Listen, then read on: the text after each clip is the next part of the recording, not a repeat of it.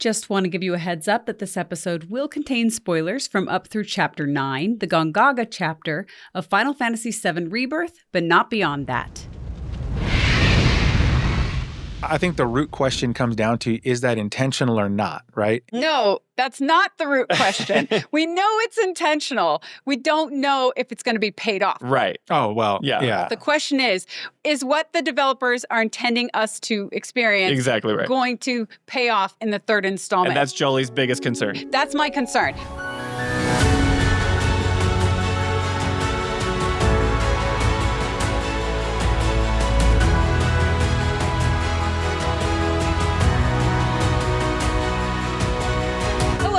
Welcome to the Final Fantasy Files, where we discuss all things Final Fantasy, from Mako to Tifa to Black and White Whispers. My name is Jolie Hales. And I'm Ernest de Leon, a weapon of the planet. What? Yes, again. There are different weapons, but we've only seen one, so you're just a different looking weapon. Is that just how you want to be known? Ernest, this is the second time you've called yourself the weapon, and I'm confused. It's because we keep doing this chapter. Once we're past, well, I don't know. For all I know, they keep popping up the rest of the game, and I'm perpetually a weapon at that point. I have no idea. Oh, okay. Oh, and we cut off Spencer. Spencer, you can introduce yourself. Hi! I'm Spencer Price. Yay. I'm here with these two jokers. Jokers to the left of me, jokers to the right. Well, it's good to be back here because there's a lot to discuss. For this discussion, we are going to keep doing a deep dive into the ever-lengthy Chapter 9 of Final Fantasy VII Rebirth. Because remember, I say it on every time we talk about this, Chapter 9 alone took me, do you guys remember how many hours it took me? I say it all the time. 23. 20-something. 25. Oh. 25 hours, which is the longest amount of time for any single chapter thus far. Maybe even out of all of the chapters, to be honest, including Chapter 12. But we'll see once we get there, because I don't remember. But I am really excited for this discussion because there's some crazy stuff that goes down here in the main story during this part. So it's going to be good. Amazing stuff. Amazing stuff. Yeah. And just a reminder of how each of us have played the game. So Spencer and I beat the game like a year ago on normal mode, where I did all of the side quests and Spencer streamlined the story. And now Spencer is playing it again on hard mode, and he's also doing all of the side quests this time around. And as for Ernest, he's playing the game on story mode for the first time, and I think you're pretty much following along with our discussions as well. So he hasn't actually played the ending yet, so we're trying not to spoil that for him. I'm still in Chapter 12. Oh, yeah. I don't know if you're in Chapter 12, though, because... And to your point, it's a very long chapter. Yeah, but you said you don't remember the Kate Sith chapter. So I feel like you're in Chapter 10. Yeah, there's certain things that we've been talking to you about, but that's okay. Yeah. Because you'll know. Because Kate Sith chapter is 11, I believe. When you're there, you'll know. And if you haven't seen that chapter, then you're in 10. Then I'm in 10. Yeah, you're in 10. I'm not paying attention. Yeah. It's okay. Whatever. He's ahead of us, but not by much. But that's okay, because when we're spoiling things, we're only going to spoil up until the end of Chapter 9. So we're not going to spoil it for Ernest. We're not going to spoil it for anybody who might. Guys, I'm doing it on purpose because I want it to be fresh in my mind. There you go. Yeah. That's actually okay. That's why I'm replaying it right now. And you keep us honest, Ernest, because every time I want to spoil something, I'm like, Ernest hasn't finished the game. Ugh. Right, but you're not allowed to spoil it, so it's good. That's a good thing. Because even if you had finished the game, I would not be allowed. This is true. Yeah, we don't want to spoil it for our audience. Yeah. We don't want to be like other people out there who spoil things. So we won't be spoiling beyond Chapter 9, because who knows? There might be some Switch 2 players playing along with us in 2026. Welcome aboard, if that's you. Yeah, hi guys. Welcome aboard, everybody, actually. Just so you know, to those people that have beat the game years ago. Years ago. We also want to talk about the spoiler stuff. We're just not there yet. Exactly. Yeah. And then, as a reminder, of course, in our last discussion, we made it to Gongaga Village. We met Cissnei, who I think is pretty cool. We explored that village a bit, and we met Zack's parents. And then we heard these like loud roars from the defunct Gongaga reactor. So then the guys, they divided up along gender lines. Figure you, me, Kate, and Red can do that easy. And the guys run down to the reactor to scope it out. They navigate the dungeon. They fight Hojo's like Mako monster specimen boss thing. And then the girls ended up joining up with Chocobos this time. And they had... A jet. Oh, we no. don't usually get jets. Air Force might be flying over today. We do have a Air Force base. Yeah, right we live next to to an Air Force base. We're like 10 miles away from one, but the flight path is usually the other way. Looks like they've switched it up on the day of our podcast recording. Go America. I love America. So, yeah. Okay, where was I? Oh, yes, the boys. The guys are in the dungeon. And they fought the specimen. So after the boys fight the specimen, then the girls join up and they get to actually go to the reactor on chocobos. And they have grappling guns. And so they navigate a completely new path through the same dungeon, which was pretty cool. And then the girls fight Scarlet in her Crimson Mech boss thing. And that's where we left off. We had just beat the Crimson Mare Make 2, and this is going to get real interesting real fast. Yeah, I'm excited. It's good stuff. This is the chapter that we've been looking forward to talking to. Right. Looking forward to talking about. I want to talk to this chapter. What we're walking through right now is definitely going to be a scene by scene. Yes. Okay, so that's a thing, too. Because it is heavy. Because we have a lot of listeners, too. I mean, we have a lot of people who watch the YouTube channel, but a lot of people just like to listen. I'm going to walk us through, like, literally step by step what's happening, and then we'll play some of the sound from the game as well. But there's a lot here. Nothing's ever simple. Here we go. So once we land a final hit on Scarlet's Crimson Bear Make 2, Scarlet screams at her mech, "Worthless hunk of..." Because, you know, somebody like Scarlet is incapable of taking any sort of blame for any kind of failure. And then she and the mech start falling downward toward the Mako. And as she falls, a giant weapon whale, which is what I'm calling them now, by the way, not just weapons, weapon whales, because that's what they are. Just so we can differentiate from Ernest, because he's also a weapon, but not a whale. Yes. There you go. Yeah. Yeah, so this giant weapon whale suddenly jumps out of the Mako lake from below, right next to Scarlet, and she gets these really wide eyes as she sees this thing, and she calls the weapon gorgeous. It's gorgeous.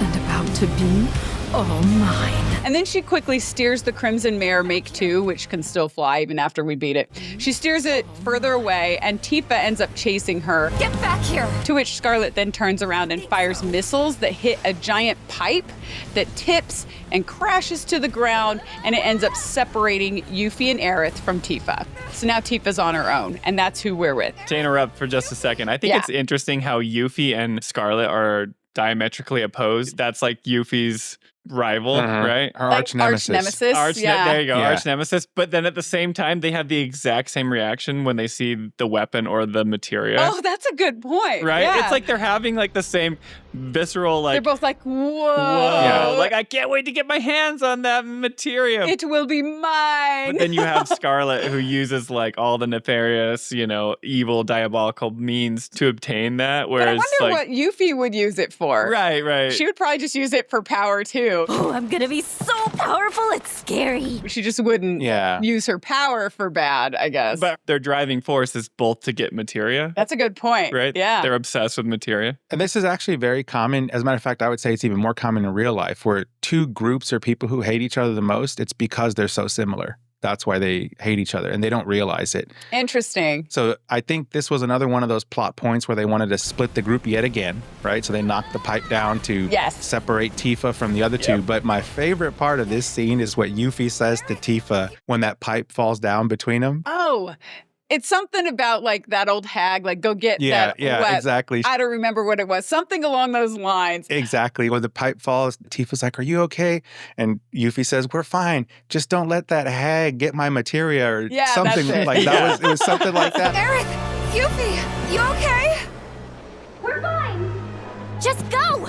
Don't let that hag get her grubby mitts on my materia! I was like cracking up. She's on the other side of this giant pipe and telling her, "Don't let that hag get my materia." Like the only thing she's worried about is, you know, stopping her from getting the materia. Yeah, she cares about the materia, but then the way that she just refers to Scarlet as this old hag all the time, as though that's like what she actually is. Like it's not her trying to insult her, it's just how she legitimately sees Scarlet. Hey, it's that hag! That does make me laugh quite a bit. But it just shows Yuffie's age, right? Because when I was 16 and I looked at people that were like 35 or something, I was like, they are old. And now I'm like almost 40 and I'm like, I still feel like I'm 16. That's the funny thing too, is because, I mean, we're doing a game video podcast, and we probably seem to the youngins like these like old farts that like are trying to still hang on to our The youth. Final Fantasy Files is a bunch of ancient. But it's funny because like when you're our age, I don't know how you feel, but I always feel like once I was 16 or like 20s, like I always feel like I'm still in my 20s. Like, oh yeah,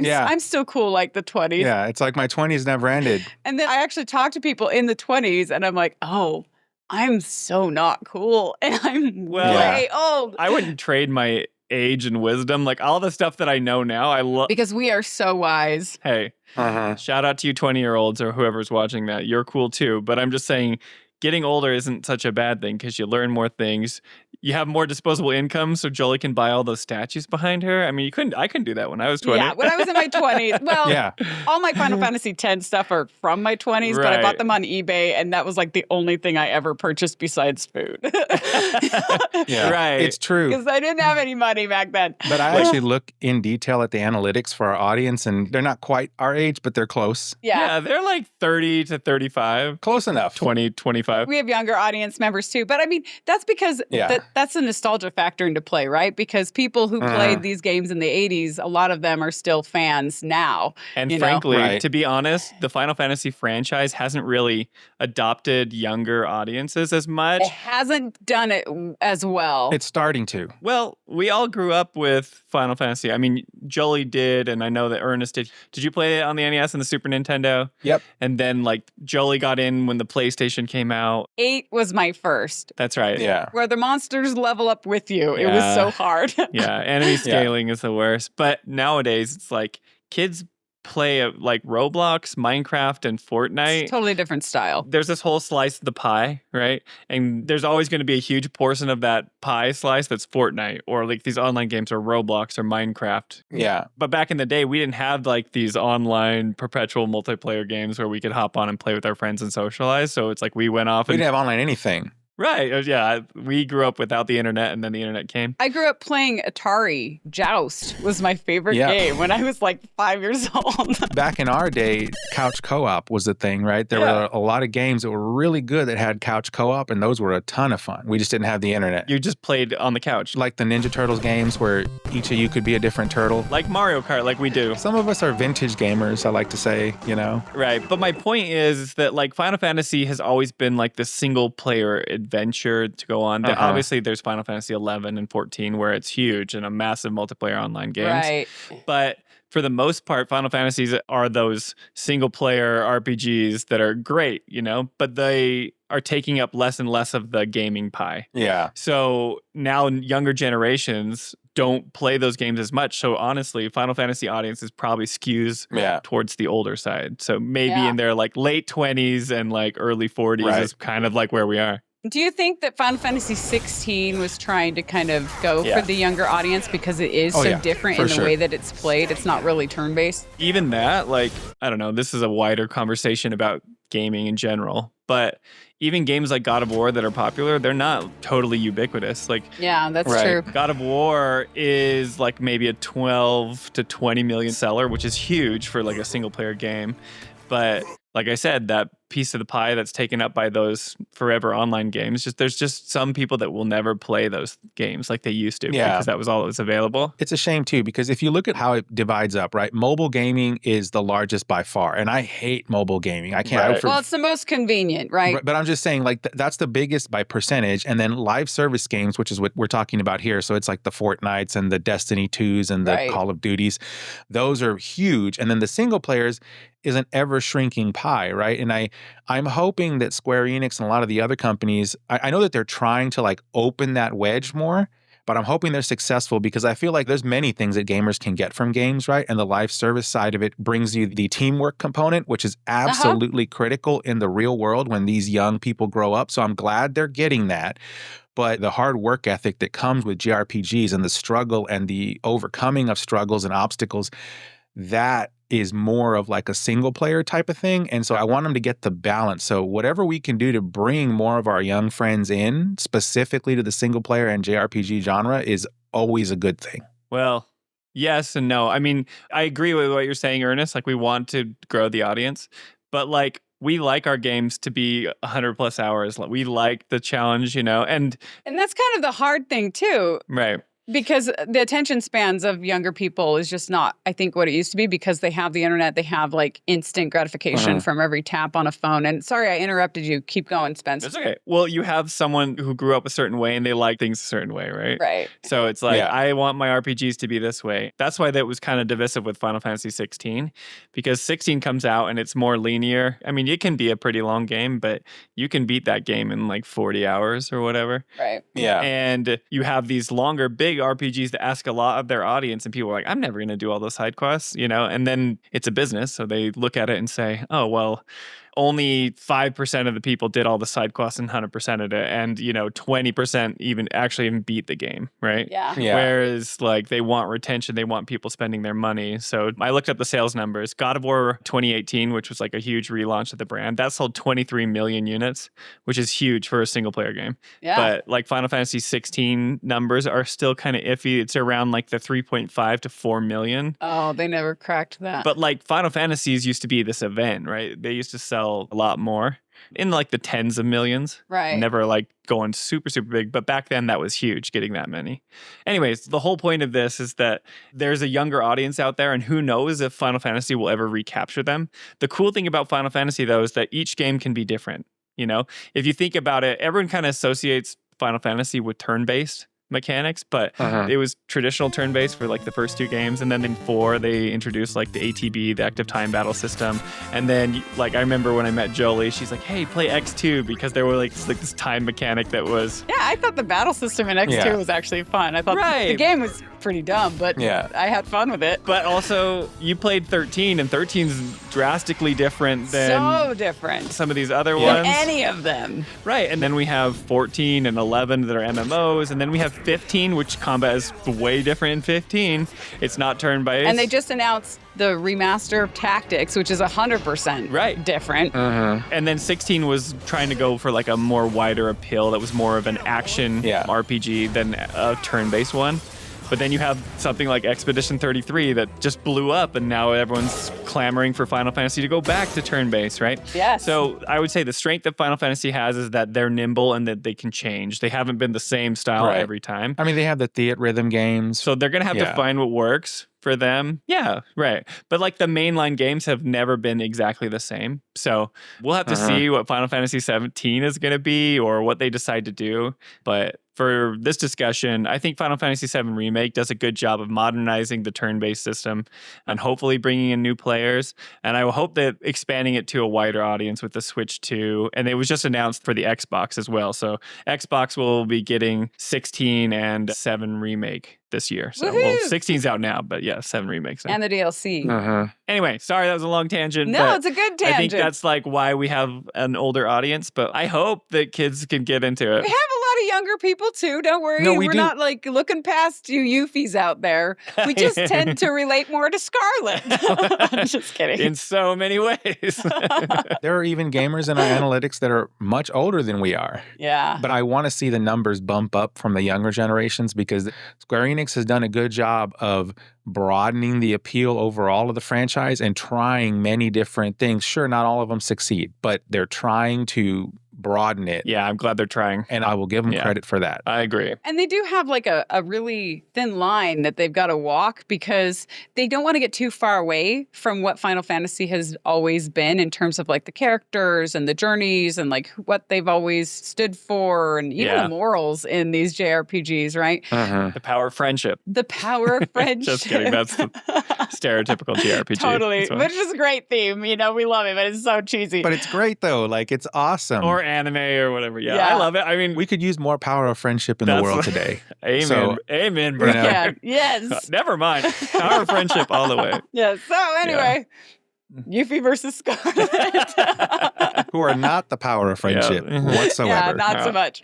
So then at this point in the game, Scarlet, she then lands behind the controls of the crane that was dropped by the Relnica earlier. Remember how they dropped that crane and it's hard to see? Yeah. That they like are going to extract the materia out, and it fits perfectly in this dilapidated reactor. Well, that's the funny thing too. So she starts lowering the claw toward the Mako as though she's going to like grab the weapon, like the weapon whale. The weapon's just going to hold still. Well, that giant weapon would destroy that crane in T-minus 1 second. Like, it would just, it doesn't matter. It reminded me a lot of like the claw machines, right? To try to get prizes. It does feel like a giant claw machine. Yes, it does. Except for the fact that, like, we'll talk about it later, but there's a scene where the weapon emerges from the Mako, and when you see the scale of that thing, it's way bigger than the crane. And then you think about the claw. There's no way. It, like, couldn't even cover half an eyeball on that thing. It's so massive, and I was just cracking up when I saw it. I was like, she had no chance with that claw. It's hilarious, because she's, like, all giddy about it, and she's got the stinky little, like... It was going to be the exact same result of an actual claw machine game. She wasn't going to get anything out of that.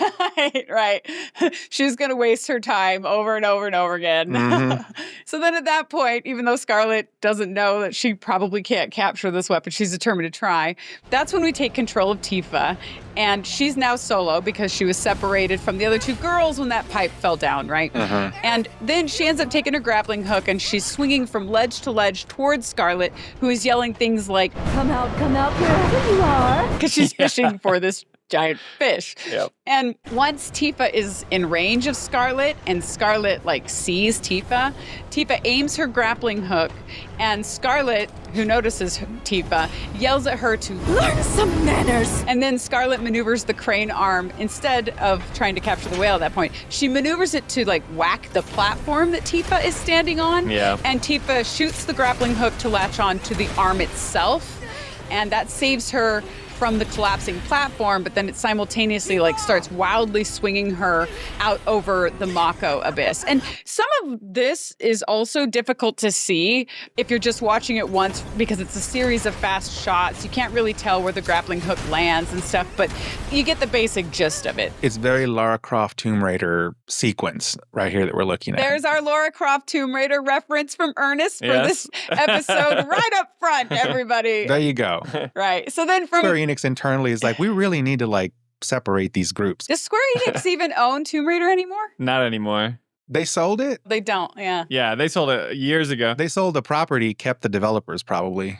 Well, what happened was that Square Enix tried to trim down. I think they're focusing way more on their Japanese franchises and their studios. Uh-huh. So yeah, they got rid of a lot of Crystal Dynamics, who was over Tomb Raider. They sold them. Uh-huh. They're trimmed down, which is, to me, exciting because I didn't really care about those games. It's a good thing. Yeah. Focus. Tomb Raider was a great game and the reboots were cool. And they had other games like Just Cause and other things. Yeah. But now they're okay, we're going to focus on, they want to build back Final Fantasy to its former greatness. To which we're yes, please. And I'm hoping that that's true, but we're in the rebuilding phase. It's if you play sports or whatever and you sell off all your cool talent, you trade off.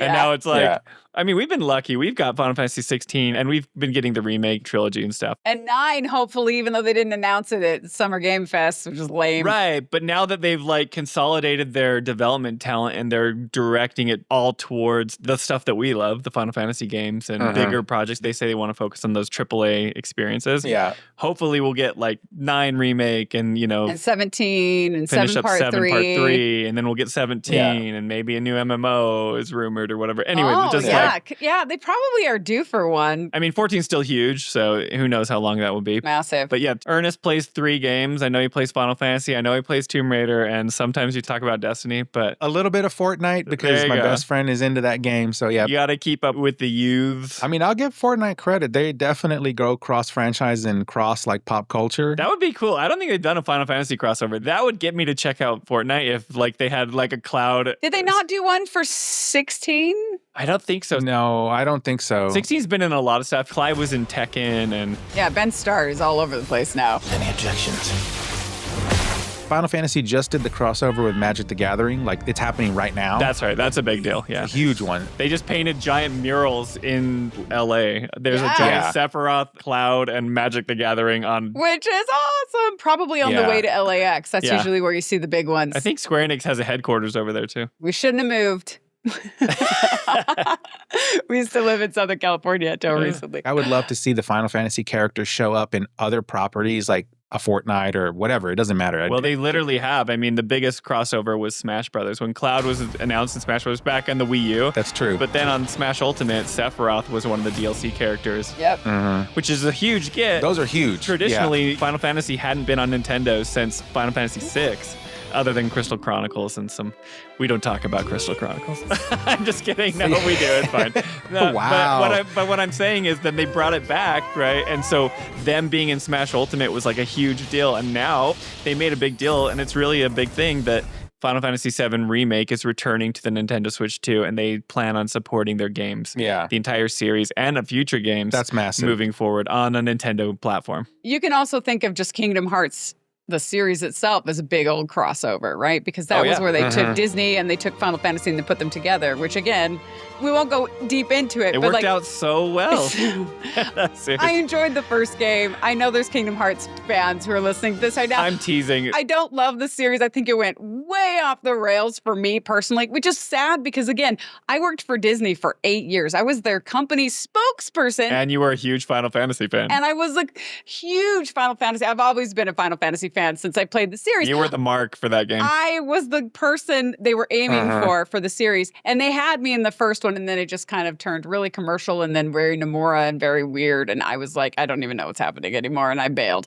Everyone bags on Nomura. Like I know. He takes the heat for everything. Nomura is super talented. He's so creative. But he shouldn't be in charge of plot. He's visually creative. So talented. He's the one who did the original designs for Aerith and Sephiroth and like those. Yeah. I think most of the Final Fantasy VII characters, right? Yeah. He's a man ahead of his time. I'll tell you that. He's way ahead of his time. I would say he's in his own time. He's in his own timeline. But we are fans of his work because that's why we have Final Fantasy, honestly, in many ways, the way it is today. But going back to Rebirth, speaking of Final Fantasy VII Rebirth. Tifa is swinging on a rope, just like Tomb Raider. She's Now we're back. Lara Croft. Now we're back. Yep. Thank you.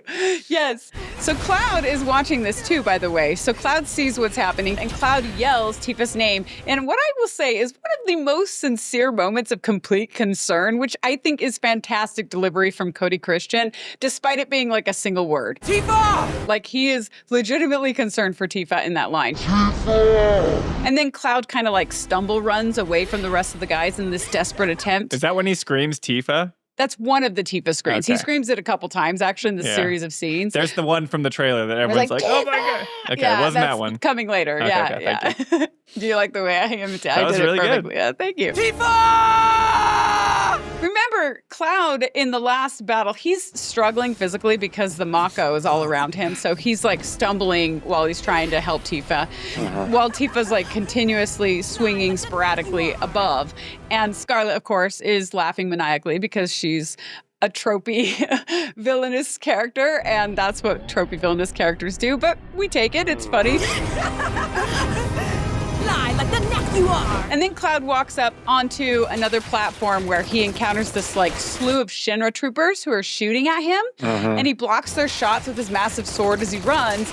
And this is where things really start to get interesting. Things get real here, folks. Yeah. Jolie's going to kill me for this, but this is the part when I saw this scene. What movie reference are you going to say, Ernest? As I watched it unfold in slow motion, this was like so just V for Vendetta. It's like all this gunfire. You've already used that reference, Ernest. You can't just take the same, like... The audience has already heard you say that. They've heard this reference before. I don't know what else you want me to use for if it. You're going to do some references, which I don't want you to do. Because then I have to pull the B-roll, and it takes me forever. Well, you already have the B-roll for this one, so... And then we get copyright strikes as well. Yeah. You already like, if you're going to do references, at least do, like, a different one, you know? I can't think of another one. It's like Tomb Raider, V for Vendetta, the Star Wars The Last Jedi, Lord of the Rings. Lord of the Rings. The Klingons screaming. The Klingons screaming to the sky. These are all, like, classic every episode. Ernest gets them. We're doing the highlights of Ernest. And our audience doesn't hear them all, though, because sometimes I just cut them out. This will probably be cut, too. So I'm going to go through this in intricate detail, step by step. Yep. And if you're watching, you'll see this unfold, too, because I can show the footage. So the Shinra troopers are shooting at Cloud, and he's blocking their shots with his massive sword. And as he's blocking, then his mind goes static and slows down to ultra slow motion, like Ernest referenced. And then Sephiroth appears right in front of him. Cloud pauses, and he's still being hit by like brain static at this point. But he looks at Sephiroth, and Sephiroth tells him, "Let that righteous anger guide you." So Sephiroth is apparently a Sith Lord, by the way. Yeah, he's totally Palpatine. See, like, I was waiting for you to say it. Right. That works. So I'm the hypocrite. I just brought up the external reference, but it's very blatant. Hold on. The Palpatine quote you're referring is where Luke is standing in front of him and Palpatine says, "Strike me down with all of your hatred, and your journey towards the dark side will be complete." That's exactly what Sephiroth is telling Cloud here. It's very similar. So Very similar. All right, we'll give you one, Ernest. We'll give you one. I take back what I said before. That was a good reference. That's a Palpatine reference. Yeah. Palpatine has to be here. It's true. It is very Palpatine-esque here. And then Cloud, he yells, and so he's still in his right mind-ish, right? He's fighting back. He swipes at Sephiroth with his sword, but the blade goes right through him, and Sephiroth forms into a flying whisper. So we've seen that a bunch through the dungeon. Oh, it's Sephiroth. No, it's a whisper. Oh, it's Sephiroth. No, it's a whisper, right? At least in Cloud's mind. And then Cloud then stands there, and he's swaying a bit because he's really kind of trying to catch his breath because this was a really big kind of traumatic moment for him. He's got the Mako migraine. That's a good way to put it. His mind does continue to flicker with that static, that Mako migraine. And then we see a close-up of Cloud's face, and his typically determined facial expression suddenly gives way to this comfortable yet conniving look of contentment. Yeah. It's kind of crazy. Then slowly he pulls his massive sword up. He aims it toward the troopers who aren't shooting at him for some reason. I don't know if they're just what's happening? They're reloading. They're just, maybe they're reloading. Because they're copying the sequence from V from Dead, I'm telling you.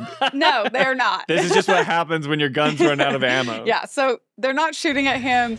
And then with this graceful spin forward, Cloud begins to slash these troopers one by one. And so he's quickly taken each of them out without a wince, with some pretty skilled choreography, I might add.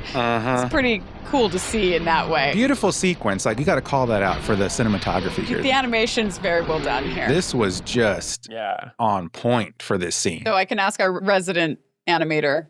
Oh, yeah. I would say that the custom animations in these games are what add to most of its budget. Make it a AAA. It's insane. It's true. Yeah, the rendering budget for this cutscene must have been high. Yeah, it's just great. I mean, this whole section that we're going to be talking about is mostly cutscenes. Mostly just watching a movie. I think this is amazing. Just seeing Cloud lose it here is fascinating, because we've been building to this point where Cloud is losing his mind and he's being more and more influenced by Sephiroth. So it seems like Sephiroth has control over Cloud. He finally got it. Right, but what he tells the group is that he's fighting against it, right? But he's doing everything that the Whisper Sephiroth is saying. Want him to do. And it's fascinating to watch because when you see someone that's the main character that you've been controlling for the past 2 games, and you know that Cloud is there, and you see those glimpses of kindness and the real Cloud come through, and he talks to Barrett and it's we're here for you, man. We're here for you.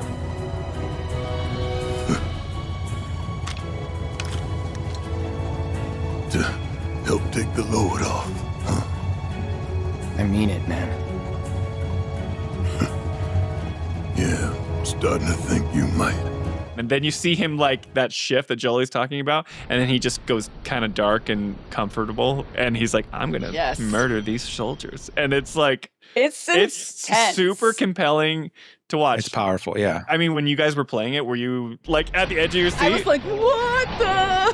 My mouth was open. I was staring. I'm holy crap. Yes. Yeah. The minute I saw Sephiroth tell him that, I was okay, this is the Palpatine quote. And then you watch it overcome him, and I was okay, now he's joined the dark side. Now he's on the dark side. It does feel like that. Then he comes out and just V's for Vendettas the whole group there, and I'm sitting there. You can't help yourself. I'm watching this play out in front of me, and I'm wow, this is crazy. But we talk about that dying fight in Chapter 8 being when I really started to kind of shift over the story was turning it up to 11. Become really engaged. Yeah, you're going to all the places that were in the original game, and you get to see under Junon and the grasslands, and we get to see the big cannon at Junon and all this fun stuff. But now it's the culmination of all this stuff they've been setting up, and seeing Cloud's descent into madness come to fruition is really fascinating to watch. Really interesting. And I'm having such a good time. I remember it's so gripping that that's all I wanted to do, Yeah. I was playing at the same time as Jolie, and so Jolie would play during the day, and I would try and find times when she wasn't playing, and then I would just be okay, I'm gonna hurry because I rushed the story, and I would just see this. I was this is incredible. Like, what is happening? One of the great things I love about this remake is the whole like eldritch horror theme, like the specimens. Yeah, Hojo's creatures. It's a lot of eldritch horror, which has the concept of slowly losing sanity, right? And so obviously Cloud on this side, they just like wove it together so well. Yeah, the storytelling is really good in this series of sequences and this part of the story, at least with Cloud here. I have some issues with the storytelling maybe a little bit later in this chapter, but we'll get there. But here, it's very, very compelling. Everyone remembers this moment. Everyone remembers this moment. Everyone remembers that Chapter 9 turned it up. And there's a specific part I think people really remember even within this particular scene. So going back to the scene, so Cloud then, he's like doing all this skilled choreography to chop down these troopers. Then he stands up and he casually turns to face more troopers who start shooting at him. And this was one of the best moments. So he gets this indifferent smirk on his face. And then he casually, do you remember this? He casually moves his head from one side to the other to dodge bullets that whiz right past him. He's just like totally casual, like boom, boom, you know? Yeah. So good. We know what movie that came from. Came from this game. It doesn't matter. That was a Neo move in the Matrix right there, yes. And the whole slow motion thing, right? Like that movie pioneered the slow motion kind of. Yeah, but Cloud isn't like leaning on his back, dodging bullets. That's not leaning back and like it's not doing like a 360 shot. No, he wasn't doing that. Yeah. I understand what you're saying, but But the fact that he could just move his head like this. Yes, Ernest, there is slow motion here and there is slow motion in that movie. Yeah. And there are bullets in both. This is true. Well, who pioneered it though? Probably not the Matrix, to be honest. No, it was the Matrix. They made the first of those rigs that would do the thing in sequence for the slow motion stuff. So yeah. For the 360. But this isn't 360. Yeah, just Cloud is just doing a little thing. He's just dodging these bullets. It's just showing that he's capable and he's like in a different zone. Yeah, his mind is not in his normal place, right? It's not that he needs to catch the bullets. Once he accepts like his power and whatever, he won't have to anymore. And I think in this moment, this is what's happening, but on an evil side, not on the good side, right? So I think it's also part of the character transition. He's learning stuff as he's going along and having this Mako migraine all at the same time. Yeah, Cloud's backstory doesn't really lend to that. But, you know, because he's not getting any stronger here or whatever. But maybe you could argue that, like, because he's not in his head anymore, because Cloud has always had some really mental issues that when he fully embraces, you know, this dark side that Sephiroth is kind of tempting him towards, then he can go all out. But it was kind of awesome. It does look really cool, I'm not gonna lie. Like, it's just a really compelling scene. And then after these bullets whiz right past him, he then slices 3 troopers at the exact same time with a single powerful blow from his sword. So we're seeing big-time powerhouse Cloud, right? And Cloud's always wanting to have a lot of power, and it's interesting because when he goes to, like, the dark side, that's when his power is unleashed to the fullest, it seems, at least through this scene. That's exactly the point I was making right there. The power is innate in him. It's now unlocked. He has it because he's that skilled. But it's like when he's indifferent and he doesn't have emotions for the people that he's killing, then that's when he can do the most damage, I guess you could say. That's a Palpatine reference, yeah. And like you said, though, at this point, us, the gamers, are like, whoa, because we've seen Cloud glitch out many times before, but we've never seen him go full Mako psychotic. So this is like really crazy for us to watch. And we actually have our first YouTube comment on this subject. So Valborn says, Cloud's sword stance resembling Sephiroth's, the little smirk during the bullet dodging, and the absolute rampage he went on was freaking incredible.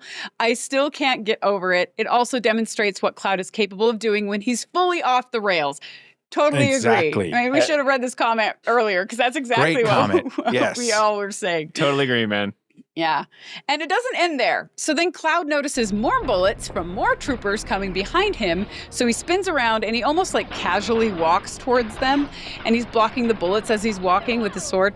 And he slashes 2 more troopers. So he is just demolishing these troopers, not just killing them. He is demolishing them. And I kept thinking of the 7th Infantry from Junon, which totally gave me like even more sympathy for all of these grunts, right? Midgar's 7th Infantry never leaves a man behind.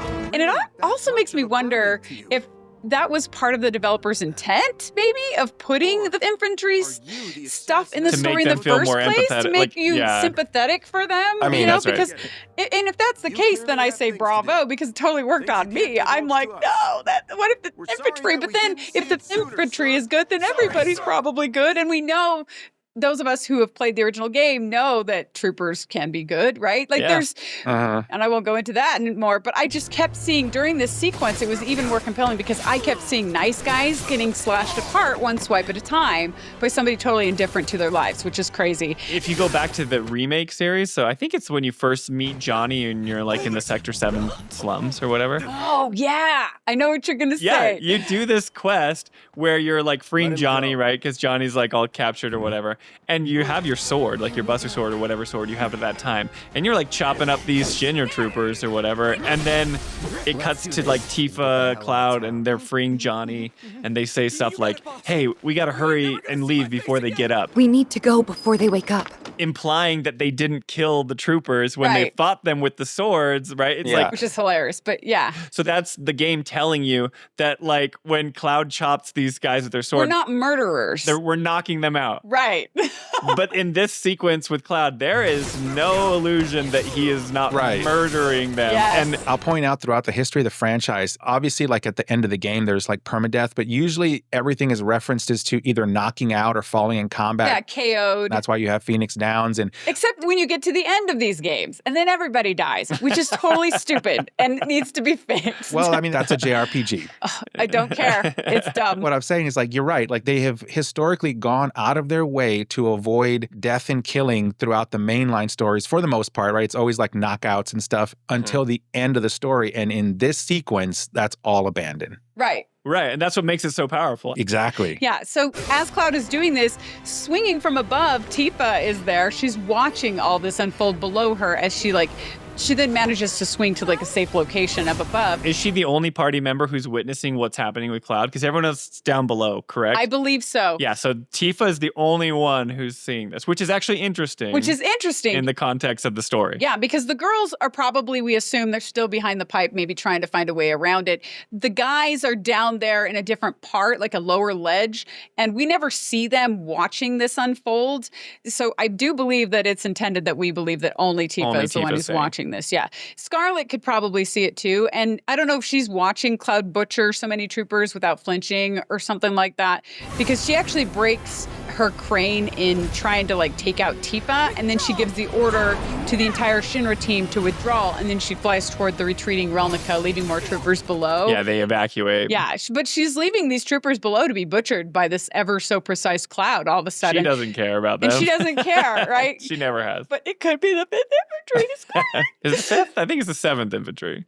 Oh, is it the 7th? It's the 7th. It's the 7th. Why did I say 5th? Nobody cares about the 5th infantry, Joe. I know, it would be the 7th because everything's 7. I know, but I think it's the 7th. I'm an idiot. Okay. Anyway, it doesn't matter. So for those of you saving you from the comments who were screaming at me and I couldn't hear you that I was saying the wrong number, I apologize. You knew. You knew. I forgot. Yes. But yeah, she's just leaving. She's abandoning them and they're evacuating. Yeah, she leaves as Cloud continues to slash all of them. Right. And then at one point, Cloud slices a trooper into the air, and then he holds his sword up so the trooper falls and lands on it, piercing him through. Like skewers him. Yeah, like skewers him. And like that part is like off camera because this is a T-rated game, but what's happening is really clear, and then Cloud snickers and he discards the trooper to the side like a piece of trash. Like it's just so different from Cloud. That's a Sephiroth move right there, impaling people with your sword. Yeah, he feels very Sephiroth. Like that is a Sephiroth move. Just like the comment said, like he's taking the Sephiroth stance here. That's so true. No remorse. He is embracing the dark side of Sephiroth here. It's not just embracing, it's like he's adopting the Sephiroth persona. Like Sephiroth has control over Cloud, right? It's almost like he's possessed in a way. Not only is he using the Sephiroth stance, but it's like he's fighting like him. It's not very much like the Cloud that we know. No, it's different. It's a totally different style of fighting. Yeah, he's embodying Sephiroth at that point. And then when it looks like he's killed everyone,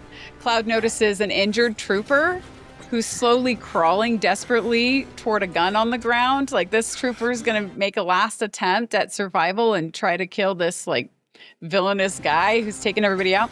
And Cloud just casually walks over to him, raises his sword, and then thrusts it down into the trooper. And that's what causes the blood splatter to hit him in the face. But Cloud's expression is like completely unaffected through all of this. He looks like someone who finds the situation just casually interesting. Yeah, he's not like gleeful that he's murdering these troopers. It's like not a big deal to him to kill these people. Whereas traditionally he has this kind of like take care of business but only kill when necessary type of demeanor, right? So it's another sign that this is not the Cloud that we're used to. Right. And while he's killed troopers many times before, he's killing them totally differently because he's doing it Sephiroth style. He's not just neutralizing the threat, he's pulverizing all life, and he's doing it cruelly, like almost for sport. Like this is not the Cloud that we know. I would even take it further to say that the last two things, the impaling on the sword and then the final, like, those are almost like playing with his prey. Yeah, it is kind of like that, like a lion playing with his prey, which is super villainous in mankind. Ugh. Yeah. We saw blood splatter, which T-rated game, you probably have to be super I have it pulled up right here. selective, right, of how much blood splatter you can show to games. So it's impactful when it's there. You have it pulled up? Okay, tell me. These are the detailed breakdowns for the T rating, right? Content may include violence, suggestive themes, crude humor, minimal blood, simulated gambling, and infrequent use of strong language. So like you maybe get some bad swears in there, like maybe one or two, you know, it's like kind of the PG-13 equivalent, but you can have minimal blood. Right. And so if you play an M-rated game, you remember Final Fantasy 16, there's just blood everywhere in that game, right? But, like, which I don't love, to be honest, but yeah, whatever. I kind of like the T. I don't know. Maybe people disagree with me. I'm a T gamer. I kind of think it's more effective skewering the guy off screen, and you don't see it as much, so it's not as drastic. So when they do use it in those minimal, like what they're allowed to show it, and it's like, wow, okay, like I felt more creeped out about the violence that Cloud's portraying in this cutscene than I ever did in any of the things in 16, and I'm just ripping people apart, and they're just you know. right. So yeah, this is all that they could show was this little bit of blood, but it makes you immediately be like, this is serious, pay attention. Yes. And the choreography was just like an opera dance, like a dance that he was doing while this was going on. You could almost like he could hear the opera in his head as he was going around doing all this kind of stuff. And then throughout this, Tifa, up above, she recognizes that this is not the Cloud that she knows from up above. She can see this. And she calls out to Cloud to stop. Cloud, stop! That's enough! And Cloud, who is still in this trance, hears her voice, casually removes his sword from the trooper's body on the ground, and then starts to turn toward her. But then he's hit by another like static brain episode that knocks him to the ground. And then Tifa, during that point of time, manages to jump down and run to him, and she puts a hand on his shoulder. It's okay. They're gone. And then Cloud, who still has this blood like across his face, he starts to look up, but then he's hit yet again with more brain static, and he hears Sephiroth's voice say, Cloud, don't let her fool you. which is something we've heard him say before. Cloud, don't let her fool you. And then this is also interesting. Sephiroth's face basically appears right behind Cloud's, and he starts telling Cloud what to say. She has no scar. You have no scar. She's not You're Tifa. not Tifa. You can't be. Yeah, it's like he's totally possessed. So it's clearly, they're showing us visually that this is a direct influence from Sephiroth. And this is all very alarming to Tifa. We've been over this. I do have a scar. I showed you, remember? Liar. And then all the whispers who have been flying around this whole time, they suddenly vanish, which you can interpret that a few different ways. I interpret their vanishing as indicating that they're not really needed anymore at this time, that Sephiroth has like won Cloud's mind for the moment, right? So that's my interpretation, but I don't know. It could be something else. The whispers are very weird. I have issues with the whispers in Rebirth. Like, we'll go into it in a second. I kind of like them. They don't make a lot of sense. It ticks me off because in the first game in Remake, it made a ton of sense. Well, it didn't make a ton of sense until the end, and you're like, okay, that was their purpose, right? Right. But then in this game, it's like they're like, we're bringing them back, and now they're not doing what were designed to do. Like this is in Remake, and he's describing what the whispers are to the party, right? Arbiters of fate. Perhaps best described as arbiters of fate. They are drawn to those who attempt to alter destiny's course and ensure they do not. This is Red saying that, right? And he gains this knowledge when Aerith touches him or whatever. When Aerith reached out to me, I found this knowledge of the Whispers. So Aerith like kind of knows before Rebirth what these Whispers are. But then they defeat Fate and we have a new timeline created. And it like, in my mind, in my simple Back to the Future, there's just two different, stories happening simultaneously. Prior to this point in time, somewhere in the past, the timeline skewed into this tangent, creating an alternate 1985. Alternate to you, me, and Einstein, but reality for everyone else. It's like the Whispers literally vanish in that game. Zack can see them in the first game and they're surrounding Midgar. And when we beat Fate, Whispers are gone. Now they're back and they're doing shenanigans. It's like they're pretending to be Sephiroth. And it's like, wait, I thought they were trying to like prevent those people who were trying to like, alter change fate. The destiny or whatever. But what does this have anything to do? It's like, okay, like, who knows? Okay, Cloud is fully possessed by Sephiroth. So now like the Whispers don't need to be there. Right. By the way, is this in the original game? I don't know. Is this like... Whispers are totally new to Remake. Obviously Whispers, but like Cloud fighting Tifa or her falling into Mako? Oh, no. All of this stuff. Right. This is new. This particular scene is all pretty much brand new. And I'll walk through like some of what the similarities are, but there's not many. But this is my point. My point is that they're making it more ambiguous and ridiculous. Like I have issues with the Whisper throughout this whole game. There's this like ambiguity that doesn't make any sense about these Whispers because they were clearly defined in the first game and now they are no longer adhering to that definition and that bothers me. Right. Right? It's like they set up rules for this world and then they broke their own rules but didn't establish new rules so everybody's confused at what the rules even are. And we're just supposed to accept that it might be explained to us soon. I have a theory on the Whispers, but I'll talk about it later when we get to the point where they're in the live stream.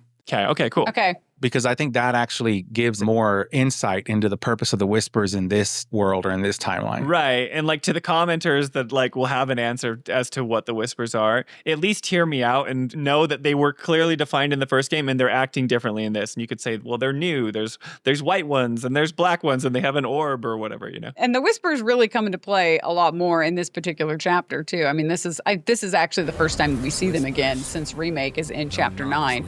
And we see them quite a bit in a little bit here too. But for this point in time, so Sephiroth has clearly won Cloud's mind and Tifa's talking to Cloud and Tifa knows it. She can tell that Cloud is not himself. So then she like somewhat frantically stands and she lifts her shirt to show the scar she got from Sephiroth years ago. Tifa, show me that scar again. I'm kidding. Well, I gotta say, like, it's not a bad idea to try to lift your shirt in hopes of snapping some guy out of a trance like this, but oh, that's true. Unfortunately, it doesn't work. She's just showing her upper abs, guys. Calm down. Right. Yeah, Cloud is like, wait a minute. I don't think you have that scar. You need to prove it to me again. The funny thing is we joke about that, but like Cloud is the most indifferent human being on the planet. Like you have these hot women falling all over him and he's just like, what are you doing? Right. It's like the quote when Aerith's like, next time we get a chocobo, we should ride double. And he's like, and slow down the bird? Like, he doesn't get it. Yes, it's so Cloud. Next time we need a chocobo, I say we ride double. And slow down the bird? Yeah, so the scar showing doesn't work here, for any of these reasons, right? And Cloud looks up at Tifa and her scar, which she's showing, and he has more brain statics, and then he starts to almost chant the words. Those we hate, those we love, those we fear. Jenova would become anyone to fool her prey. And as he says those words, he reaches down and he picks up his sword, freaking Tifa out even more. Don't do this! She steps backwards and she's like moving backwards all the way to the edge of this Mako lake. And she's shaking her head. She's yelling for Cloud not to do what she thinks he's going to do. And Cloud slowly approaches her with like this blank look on his face at this point until he finally yells, "But I'm no fool." And then he swipes his sword at her as she falls backwards. And this is kind of funny to me. Wait, as Cloud tries to murder Tifa, you think this is funny? Yes, because she's not going to die. So apparently Jolie's joined the dark side too. Yes, I am a Sith Lord. But so here's the thing that's funny to me though. So as he swipes his sword, the camera goes into ultra slow motion as the sword's edge gets like an inch away from Tifa's torso. He just wanted to give her a scar because he wasn't sure if it was there or not. Maybe. Okay, I'll give you a scar. I can't see it. It is kind of in that same spot. I think this scene was meant to be a replay of that scene where Sephiroth did that to her. Yeah. In Nibelheim. I think you're right, but... It's on purpose. Because he's Sephiroth right now. Yes, because he's Sephiroth. And I think you're right. It is going back to when he slices her back at Mount Nibel.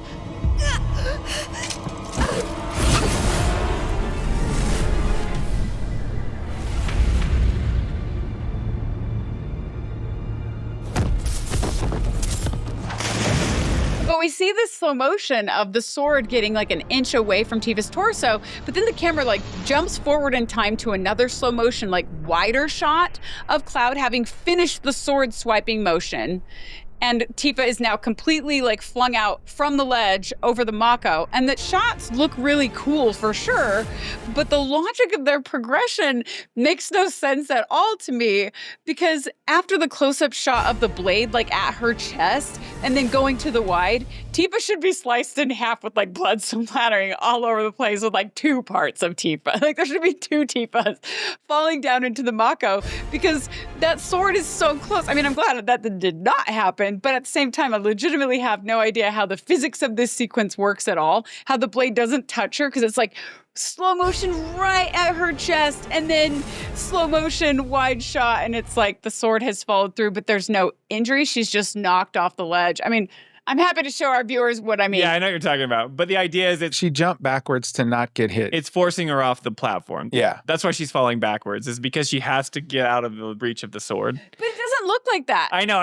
You're right. It looks like the sword is about to slice her in half, and then the next shot, the sword swipe is done. She's not sliced in half, and she's just falling over the edge of the Mako. It makes no physical sense. I think they're implying that she fell backwards to get away from it. But yeah, it looks like she cut her in half. It doesn't work in the series of shots. I'm like, what? And it's like not even series of fast shots. It's like slow motion. So you get a lot of time to see where the sword is. And then you're like, wait, what is happening? But I do love that concept though. Like the times when he's under Sephiroth's influence, time slows down.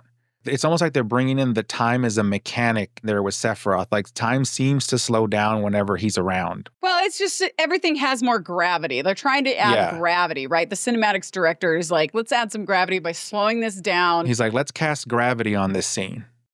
Not the spell gravity, Ernest. I love that spell, though. That's not even needed. She's literally going to fall into the Mako here. Yeah. Okay, so regarding this series of shots, by the way, I know I'm a bit of a stickler to even mention something like this because we're obviously just supposed to go with it, but when the physics are so off during a moment that is so critical to the story and plot, they're so off. I ended up being like momentarily like pulled out of the emotion of the scene to scratch my head and wonder why I saw the series of shots like that. Like I didn't know what was going on. So it actually caused confusion. I don't blame you though, because they're doing mind games with us. So like maybe it looks as though Cloud did cut Tifa. Right. Like was there some kind of magical thing that we're supposed to think happened, or who knows? When I don't think that's it. I think it's just a nothing burger. I think they just wanted the cool shots and they didn't want to slice Tifa in half. So they used them. They did. And it kind of reminds me of the anime trope where they do something like that, where like the camera angle is such that you think they're going to get sliced in half, but then when it switches, this exact thing happens. Often it'll like slice their clothing, but not the actual person. This is very common in anime, and I don't watch that. I'm not going to professing to be any kind of anime expert, but I've seen enough of it to know that this is a common trope there.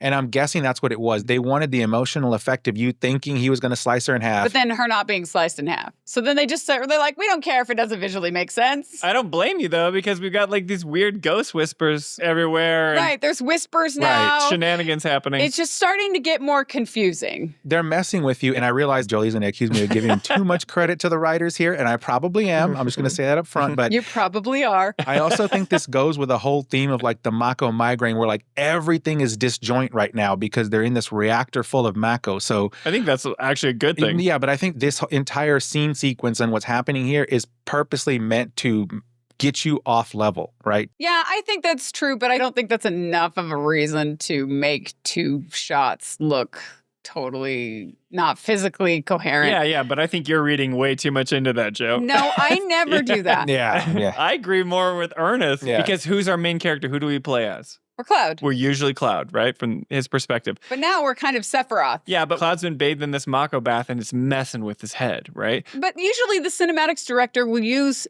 like visual static to show when we're supposed to be thinking that this isn't reality, this is in Cloud's mind. Sure, but you've just seen like 5 sequences of static here. Yeah, but we don't see it at all around this slow motion gravity like type I understand. shot.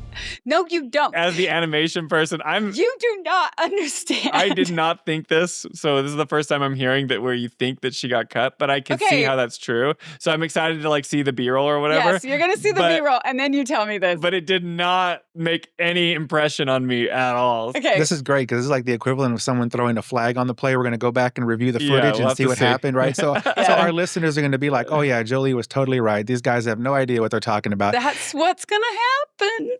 But I'm no fool.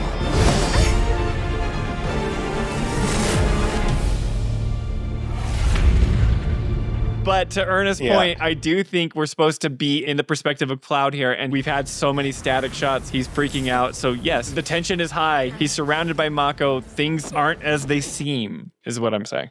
But when we typically, as a film director, die on this hill of the sword slash. I know. People do not care about Die on this sword. Jolie will not let this go. So like you say that like we're supposed to be here with Cloud. When you are actually picking your shots, usually when you want somebody to be right there with Cloud in his mind, you're either showing close-ups of his face or at least circulating around him, or in this case, and they do it a ton actually during the sequence of shots, his point of view. Like we actually see from his point of view. This is not either of those things. This is now. But right after he sees Tifa go like this. This you can feel. I have a picture of it right here. What? It pulls back. Wait, whose point of view is that? Whose point of view is that right there? Do you think it's my point of view? It's Cloud's. That's what Cloud's seeing. But that's not the 2 shots I'm talking about. I know, but that's afterwards. after. We're not even to that shot. It's not Cloud's point of view either. That's Sephiroth's point of view. Okay, very good. It pulls back. Whenever you get a wide shot pullback, now we're watching events unfold. That's typically how things are done. Understand. Psychologically, from a filmmaker's perspective, I'm just letting you know that it wasn't right. Okay, moving on. We'll see. Whatever. Yes, heed the voice of experience. But to your point, so we do get more slow motion shots of Tifa falling after this, like these 2 shots that didn't make a lot of physical sense to me. And that's a way to like hit us over the head with the gravity of this moment and what Cloud has done. Yes. And then we return to regular speed to see Tifa actually hit the Mako liquid and Cloud have a couple more like static freak out moments. One of which zooms in on Cloud's eye and we see it like open wide as though for like a split second he may have suddenly snapped out of this trance, at least for a moment, and realized like what he has just done. So this is a very impactful moment. Cloud, who loves Tifa, has just knocked. Well, we don't know if it. Well, okay. I'm kidding. I didn't define what kind of love. Wow. You're just trying to define their relationship? I didn't define the love on purpose. Aerith is my girl, Joe. He cares for Tifa. He cares for Aerith. There you go. Thank you. Fight it out, shippers, whatever. I am not part of either. I like whatever. I'm not even going to go into that right now. Okay. So you're just trying to love triangle into a quadrilateral because Sephiroth's involved now at the same time. So hey, some people think there are people that are into that. They're into Cloud Sephiroth or Cloud Barrett people, Cloud Youth, whatever. Yeah. We're not going to go there right now. Do not go there, please. I'll cut it out. I love the way they use the Mako in this remake. Like it's so many things other than just the energy source. It's also like because, soldiers have all the Mako in him, like the source of Cloud's greatest strength is also his greatest weakness because that's the way Sephiroth gets into his mind. That is interesting. That is a very good point. I love the way they do it. And how it comes from the planet, but it's being used nefariously. That is a really interesting concept to think about, is how Mako's used. It's amazing, yeah. And that is credit probably to Nomura, honestly, from original Final Fantasy VII. So absolutely Nomura right there. Very unique. Yep. So anyway, Tifa is knocked into this Mako lake. And down in the Mako, she doesn't really try to swim, which I'm assuming is because she's in like a lake of Mako, not water. She like instead like covers her face and she's like struggling to breathe as she sinks down into the deep. But then her head like pops up out of the Mako lake surface with her like gasping for air. So maybe she did swim or she suddenly became buoyant. I don't know what it is. Hey, I know where you're going with that one. No, I don't think she was going there. I wasn't going to talk about her boobs at all, Ernest. Why are you talking about the boobs? It's not the boobs. Wait, what else is there to talk about Tifa? I never said anything about him. I just said... You implied. I'm not an idiot. So anyway, she surfaces out of this Mako lake, whatever, and Barrett yells, Swim, Tifa! Swim to us! Don't stop! The party clearly has seen her fall into the Mako lake, right? And for a moment, we actually take control of Tifa while she's swimming in the Mako. And that's a good way for developers to make sure that we're invested in what's happening. Like, hey, you guys, this is a long series of cutscenes. We want to make sure you're still with us. So they have us actually take control of Tifa, even though it's really brief. It goes to a swimming simulator, but her life is in your hands during that brief transition. Right, exactly. So we start swimming as Tifa. We're trying to get her to safety. And only after a couple of seconds, one of those giant weapon whale type creatures jumps out of the water in front of us, opens its gaping mouth, and it gulps down Tifa. It's like totally Jonah moment, right? Jonah and the whale. Yeah, I was going to say, that's obvious. Yeah. And while it's definitely like this really intense moment, I don't think anyone holding a game controller and watching this unfold actually thinks that Tifa is dead. So it's not that intense. Does that make sense? Like, it's intense, but it's like... Well, yeah, because Jonah wasn't dead either. We know she's going to survive. Like, we have a feeling she's going to survive. Well, I think. I mean, in Remake, Barrett gets stabbed by Sephiroth, which wasn't in the original, but then That's right. they brought him back. So maybe it's like... They brought him back. But then again... we changed fate in the first game. So the whole idea of Rebirth was that this unknown journey continues. Like, anything could happen. Right, that was like the Chiron they stuck at the end of the game. I think it's known...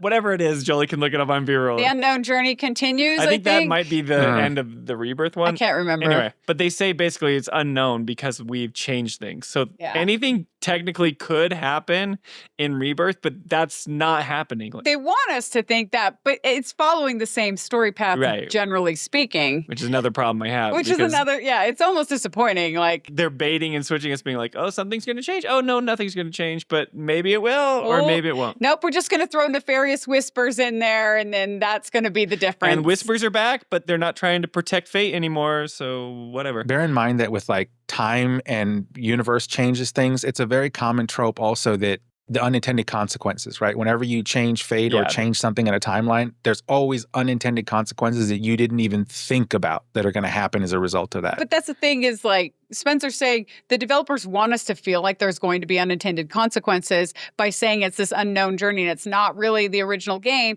but then they're not deviating. Yeah, they're not deviating away from the original game, really, in the main ways. Yeah. And so it feels like a bait and switch because all these things that could happen really aren't happening. Yeah. Well, I can't argue with you there. My thought was more literal here. It's right, like, you're like, Tifa's fine. She gets eaten by the whale. I'm like, this is like the halfway point of the 3-part series, is this moment right here. There's no way that the developers would kill the character who likely sells the most merchandise for the franchise.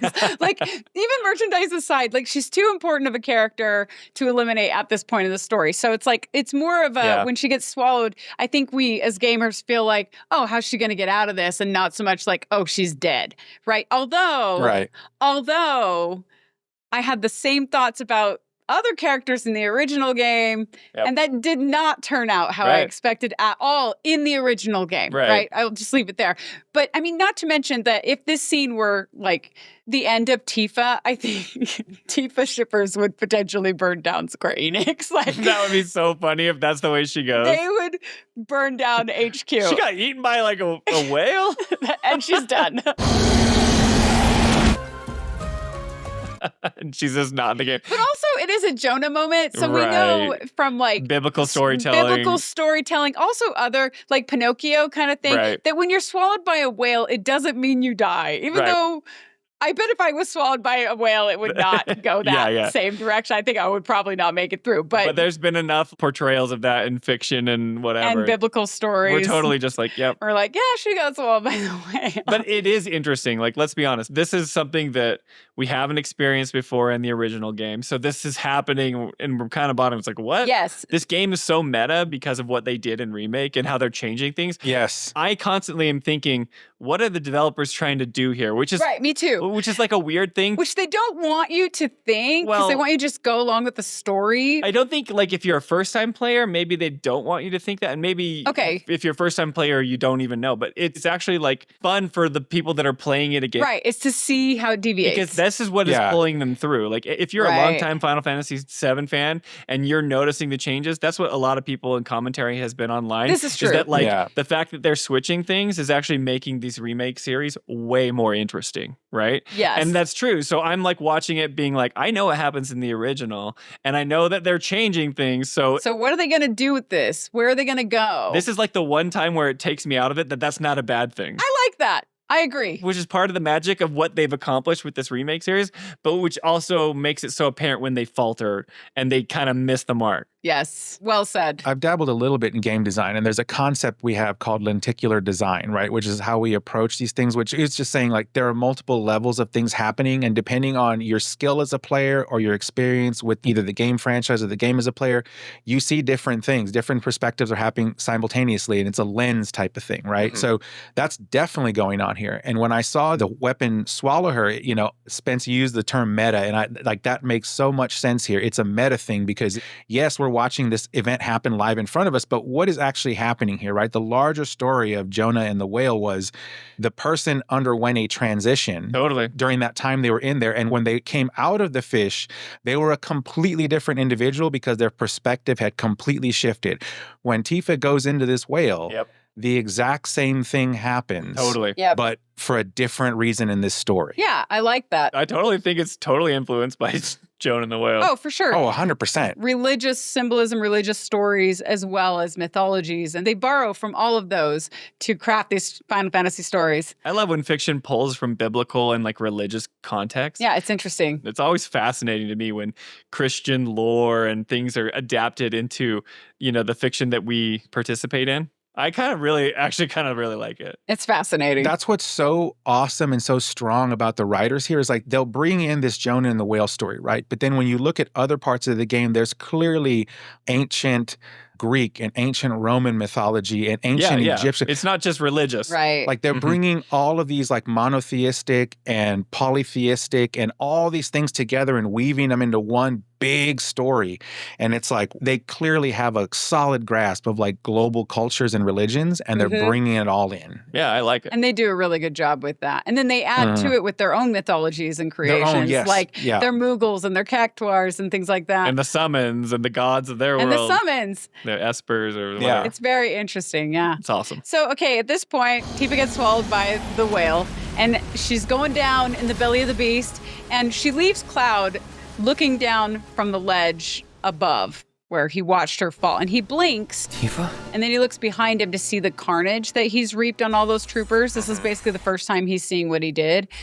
And then there's a shot of Cloud grabbing his head and, like, wincing for the umpteenth time. Yeah. But the cool thing about that shot is the camera movement. So it's jilted and it's diagonal, and then it moves like a boat kind of being tossed on a wave, which I just wanted to point that out because that's the cinematography's way of showing Cloud's disorientation right here. It's very specific. It's on him. It's tilted. It's great visual storytelling because the camera's framing and the movement totally forwards the emotion and tone of the scene without drawing conscious attention from the viewer that distracts them from all the feels, if that makes sense. That's so cool. It's like we are with Cloud. I'm all about that. Yeah.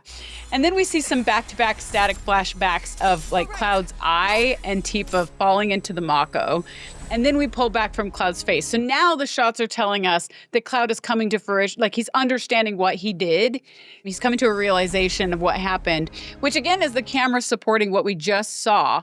And then we see Cloud's facial expression snap back to the Cloud that we recognize, only maybe a little bit confused, but trying to sort out what just happened. And then he drops his weapon as, like, the weight of it all hits him. He stumbles to his knees. He looks over the ledge, and then after a long moment of kind of digesting what has just happened and what he has done, he yells Tifa's name into the sky in another authentic single-liner from Cody Christian. Right, that's the big Tifa moment. Which is the one that you're talking about, Spence. That's like, it's a really passionate Tifa. I'm sure the Tifa shippers are big fans of that particular line because it's delivered very well. Tifa! And then we fade to black. Right. Well, this is going to sound really dumb, but in like anime and like JRPG circles, how the main protagonist screams is kind of very important. And this is going to sound super dumb. Really? Like, how so? Yeah, this is a thing. So like in Japanese games, a lot of times if you listen to the original version, right, they shout out their attacks. This is something that's not as common in like the Final Fantasy remakes, right? But like they're not saying like cross slash, they're not saying triple slash or whatever. Cloud just does it. But in a lot of other games, they will shout out their moves, right? This is very Japanese. And in cutscenes, the main protagonist will scream. And if they have a good scream, the community loves them, right? So they're like, I can't stand the English dub because the scream sounds like a whiny thing. And an example of this is Xenoblade Chronicles 1. Everyone loved Adam Howden. He's the voice actor for Shulk. And everyone loves him because he screams when he's enraged. But then Xenoblade 2, Rex is the main character, and I don't know who voices him, but everyone's like, he just had like a really weak scream.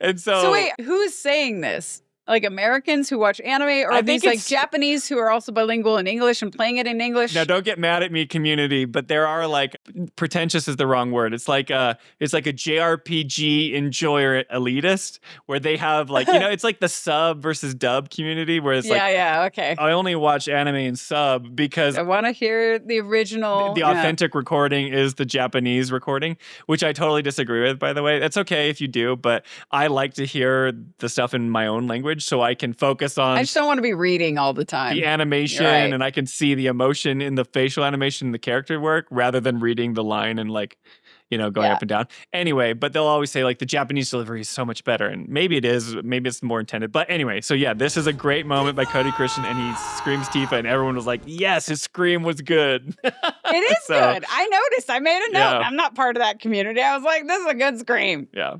Bravo, Cody. Nice job. He's great. And can I just pause? I know we've kind of touched on this, but I do want to pause for a second and say that up until this moment, I am pretty dang engaged on what's going on. Totally. I'm so invested. Even with that one shot for shot that I was a little bit off on, I'm still really involved. I mean, it's pretty crazy.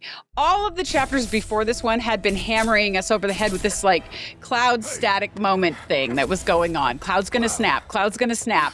And then it's here at the Gongaga reactor all the way up in chapter 9, halfway through the game, that we actually see him snap. Not just halfway through the game, halfway through the 3-part series. Yeah. This is when he loses it. Yeah. And that is so interesting to me. This is why you come to play Final Fantasy game. This is Square Enix at their best because this is what they do well. They've always been known for being like a visual showcase, and their animation and like budget is through the roof. Visual and audio showcase. And some people will say this is a waste of time and money because it's not gameplay. We're watching a movie, but I totally disagree with that. Yeah. Right. But like there's a one-person developed game on Steam who looks like terrible, but it's selling like bajillions of copies, like way more than Square Enix on this, $200 million budget game.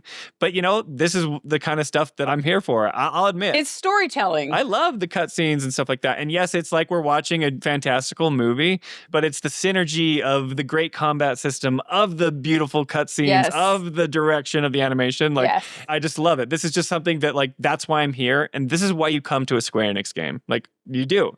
You're going to get this flavor, and it's going to be this amazing showcase spectacle that you're not going to get from anything else. And yes, it takes a ton of money and time and budget, but that's why I'm here. And if that's Square Enix's lane, I want them to stay in it because that's what I like. Hear, hear. I would even go further and say it's a JRPG thing, right? Like, oh yeah, sure. Yeah, it is. The cutscenes. The game is almost secondary to the story in JRPGs. So whatever they're doing to improve and advance the story, to me, is always going to carry more weight than like the gameplay itself. You're totally right. I mean, like traditionally, JRPGs will have hours and hours. I mean, I don't know how many hours, but there's probably a tally of like 10, 11 hours of just cutscenes in Final Fantasy VII Rebirth, right? Maybe even more. But then in like another game that's only like a 7 to 20-hour game, maybe you're going to get like a 1 to 2 hour cutscene. Yeah, the cutscene to gameplay ratio is probably much larger, I guess. Yeah. Or like there's more. Is that right? Did I say that right? Yeah, you're going to get way more cutscenes in a JRPG, right, than you are in like a Western developed game. You're closer to getting a 1-to-1 ratio. Right, that's what I mean to say, yeah.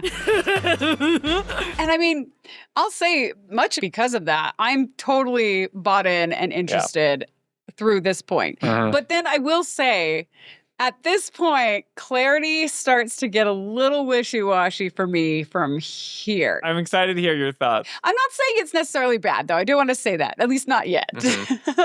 But it does become like ambiguous from here to the point that if everything isn't clarified in the third installment, I will classify this scene as officially bad in retrospect coming up, right? Promised because us. They promised they would answer the question. Everything. They need to do it. Yeah.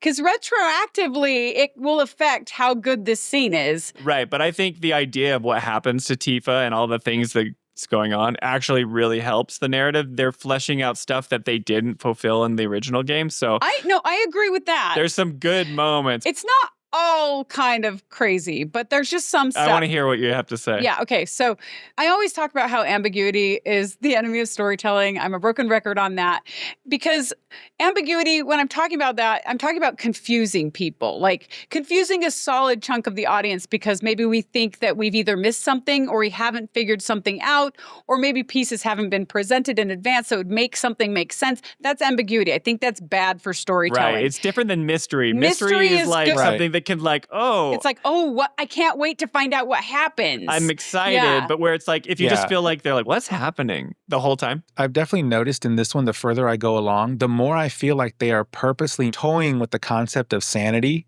And so that also adds to that kind of off-balance feeling you have. It makes you ask a lot of questions. Yeah. The reason I bring up the ambiguity is because this is where it starts to get a little bit more ambiguous. But let's go through it scene by scene. Okay, so next. So this is Tifa. We're swimming through the Mako. Well, we don't see Tifa. We're just swimming through the Mako. We see ourselves swimming through it. Right. We don't realize. Yeah, we don't know 100% who's swimming through it. Is it, what's going on? But we suspect it's probably something to do with Tifa.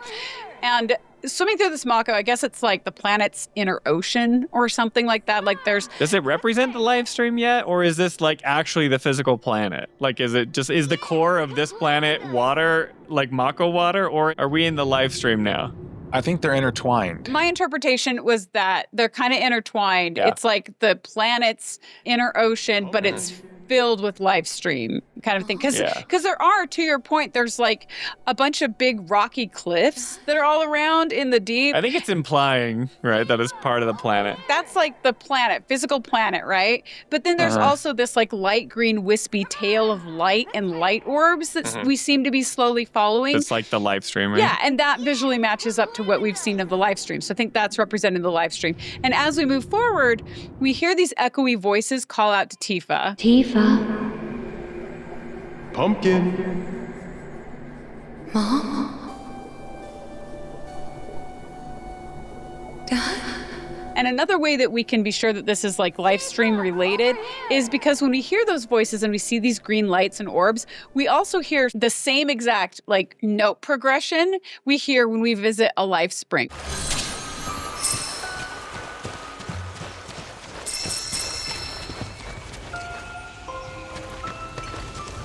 Which is the leitmotif of the life spring. Mom?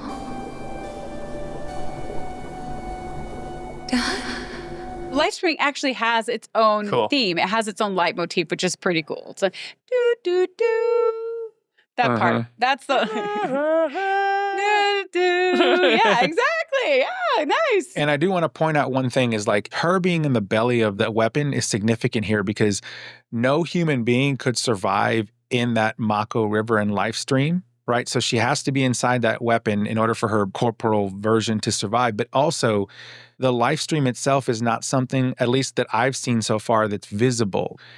What's happening here is more of like a memory being made than her seeing something as she's going through this. Maybe so, except we do see the Lifestream multiple times throughout the series of games. So it does have like a visual representation, which is the green like orb kind of thing. Above ground. But I mean, in it in the Mako, like a human being couldn't see. Yeah, there is like an idea to what you're saying regarding like you can't be fully immersed into Lifestream or else you will become the Lifestream. I think like you return to Lifestream when you die, right? But also it's Mako, right? So the human can't survive in it. Right. Yeah, it's dangerous. It's like when she falls in the Mako, it's like you need to get her out of there. It's toxic, Yeah, right? Yeah. Right. That's why she's like gasping for air before she becomes buoyant.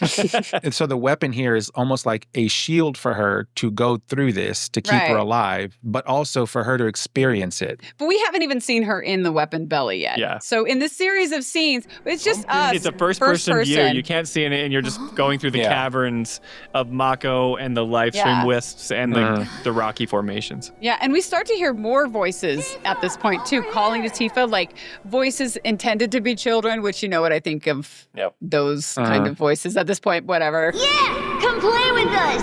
But each time we do hear a voice, we see an orb of like light kind of turn into an animated streak of light, like the animated wave of like an audio file almost. It kind of feels like that. And it feels like these are voices from Tifa's past, is what we're kind of gathering here. And then we see the back of one of those weapon whales, and we realize that that's what's been moving through this ocean of Mako along with us. And then we see Tifa at that point as well. So this is where we actually realize where Tifa is. She's floating in like the fetal position with her eyes closed inside the materia belly of the weapon whale thing that ate her. Right, and this is the materia that we see when we first see the weapon jump out of the water, and Yuffie's like, look at that materia. Yeah, this is the Corel broken reactor. Yeah. Yeah, it's a thing that looks like the glass dome. It's like a glass dome or marble, right? Like in the chest. But Jolie brought up an important point, which is her eyes are closed in the belly of the thing. So it's like she's kind of maybe imagining these or she's hearing these live stream kind of things. Experiencing it. I feel like it's kind of weird, but it's like she's like a baby in the womb, right? Yeah, it kind of feels like that. It kind of feels like she's in the fetal position and she's about to be born again. Kind of, yeah. Actually, it is kind of that way. Where she's having this like vision, this experience, I guess you could call it. Yeah. So, but then at this point, she does open her eyes and then she sees a second weapon whale thing floating by. And from there, these two weapons swim together through this Mako and they're eventually joined by whispers swimming alongside them. But not just any whispers. Tell us about the whispers, Joe. These are white colored whispers. They're a different color than we've ever seen. Tell us about these arbiters of fate that are there to make sure that it goes according to plan. I don't really know what's going on. Because something bad was trying to happen to it. I don't know. They also have like a whitish looking orb under their hoods as like a face. You know, the dark ones had the purple orb. We know the purple is evil magic, representation. Yeah, in the original game, we didn't have any orbs in the hoods. No, the orbs are new. The orbs have been added in Rebirth. I will say that it was a little confusing when I saw the white ones for the first time. I was like, what is this? This is different. Yeah, it was. A little confusing, a lot confusing. Yeah, later on in the sequence, it kind of made a little bit more sense, but still, it was weird. It's weird, and you're not 100% sure that these are different whispers. Like, you think they are, but until you see the dark and the white whispers together, that's when you realize there's distinctively two different colors for some people, I think. But anyway, so this group of light-colored whispers and these whales, these two whales, they swim along until, lo and behold, they stumble upon this like swarm of black whispers, and they're just like swimming around frantically. And these are the same dark whispers that we now recognize with purple orb faces that we saw above the surface at the Gongaga reactor not too long ago. Right. And then these black whispers from the swarm, they head toward us and they start clashing with the white whispers, who are companions, it seems, to the weapon whales. Yeah. Like they're all swimming like really fast around each other, like chaotically. And to make sure that we're still invested, we have to hold L2 and R2, at least on PS5, which I guess it makes Tifa's weapon whale like shoot out a big light orb at the swarm. And then the best I can tell, that big orb then like grants the ability for the white whispers to integrate with the black whisper swarm. Whereas before we shot the orb, the swarm remained black whispers only, and the mixing of the two whisper colors could only take place next to the weapon whales. So it's like the orb grants the white whispers permission or something. Oh, I didn't see it that way at all. This was not clear to me when I first saw it. This is me going back and rewatching scenes sometimes in slow motion. Interesting. If it sounds confusing, it's because it is. Yeah. I literally had to rewatch this scene multiple times to understand what had had changed after the orb. And that's the best I can tell, okay? So the orb allowed the mixing in the swarm, right? But again, I can also say that I totally missed that during my playthrough, and I bet others did too, which means that it's not visually clear enough. If they want that to be what we're thinking and processing, they need to make that very, very clear visually, which I don't think they did. Mm-hmm. And in case there was any doubt, which there absolutely was, we hear Tifa's voice ask, "Are the Whispers fighting?" So apparently, these black and white Whispers don't play on the same team, right? Right. And the way that they fight is by flying around each other. And eventually, it looks like the swarm of black and white Whispers like swim off, like maybe trying to imply that the white Whispers chased the black Whispers to some other location, to another cavern or something. And so, again, what is happening? And then Tifa asks, Where are we? And the two weapon whales, accompanied by some white Whispers again, who hadn't joined the swarm, they swim forward. So not all the white Whispers went to fight the black Whispers. There's some that lingered behind. I know, this is like, even explaining this, it's just like, oh my gosh. No, explain it. Give as much context to our audience as the developers gave us. That's great. Right. But I'm trying to give you more visual context because some of these shots are really hard to decipher or really quick. Mm-hmm. Like I went through and I watched these in slow motion multiple times. Okay, so then there's more green light streaks ahead, and Tifa wonders, the Lifestream? Which, you know, we assume we're associated with it, probably are in the Lifestream. And we follow these Lifestream looking things to a big open cavern that appears to have man-made structures affixed to some of the cliffs that we see. Specifically, there's a house on the left, a water tower in the middle, and a long rope bridge on the right. And everything is masked in a glittery, like greenish hue. And then we have the option to select one of those three locations. And those of us who have played the original game, or even those who just remember the first chapter, will probably recognize these locations as being from Nibelheim, which is Tifa and Cloud's hometown, right? When you select the house, the camera swims to that location and you stop in front of it. And then like greenish, ghostly kind of projections or memories of people from the past, it seems at least, they appear and they play out a short little scene. And in this case, it's a child-aged Cloud who's watching from a distance as a child-aged Tifa talks to three boys. I'm gonna go find my mom. Then I'm coming with you, Tifa. Me too. Now, Nibel, here we come. Okay then. Thanks, you guys. And they all start walking away when they notice young Cloud behind them, and they ask, Hey, look, think Cloud wants to come too? Cloud? Come on, let's go. And when Cloud doesn't join, the group proceeds and Cloud walks after them, keeping his distance. So it's like he's following this group somewhere. And when the scene is over, Tifa recognizes that she has just seen a projection or a vision of Cloud. Cloud, is this... am I dying? And then she asks if she's dying. So she's trying to make sense of this too. Everyone's trying to make sense of what's happening. And then I'll go through these other two locations. When you select the water tower, we see a projection of young Tifa, like telling Cloud to promise to save her if she's ever in trouble when Cloud is like a famous soldier, because he wanted to go off and join soldier, which I'm pretty sure is the exact flashback scene we saw back in Remake. Just promise me one thing. When we're older and you're a famous soldier, if I'm ever trapped or in trouble, promise you'll come and save me. Huh? That's what heroes do. They save people. Please? Just once. Come on, promise me. Fine. I promise. Like, I think they just replayed it here in like a hologram kind of form in the live stream. Just promise me one thing. When we're older and you're a famous soldier, if I'm ever trapped or in trouble, promise you'll come and save me. Huh? That's what heroes do. They save people. Please? Just once. I don't... What is this? And then if you select the long rope bridge, we see a projection of child Tifa starting to make her way across the bridge with child Cloud behind her, telling her to stop and turn back. We have to turn back.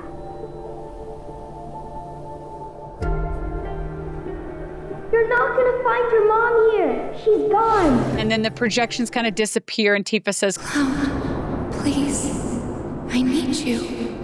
And someone from our YouTube community actually had a comment here. Regen Bogenvor Kelly said, the rendition of Cry of the Planet that is playing during Tifa's swim in the live stream is one of the prettiest things I've ever heard. It makes me feel so warm and calm. So the music, I agree. I would have to actually completely agree. So it's this unique, calming, kind of ambient version of that song with these spaced out plucked strings.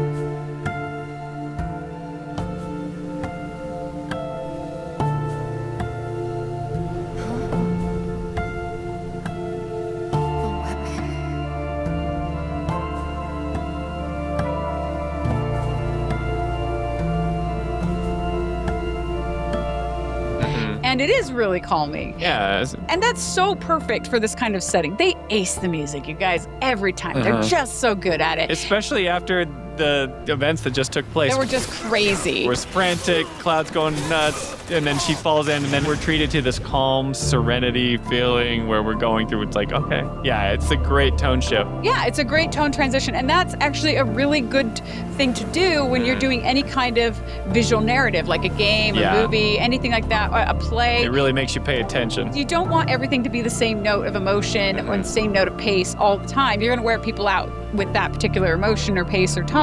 So to have some diversity and speed things up, slow things down, that's way better. It also makes the more chaotic scenes feel more chaotic and the calmer scenes feel more calm. Yeah. Same thing with humor. You add humor here and there, right? Then the humor is going to be funnier when you actually hit. Whereas if you're not doing any humor, it's lame. And if you're doing humor the whole time, it might not hit every time. Anyway, whatever. But yeah, also one thing to mention, if you pay close attention to this song that our YouTube commenter is mentioning, if you pay attention during the scenes with Tifa's memories, that song is also sprinkled with bits of Tifa's theme. Cool.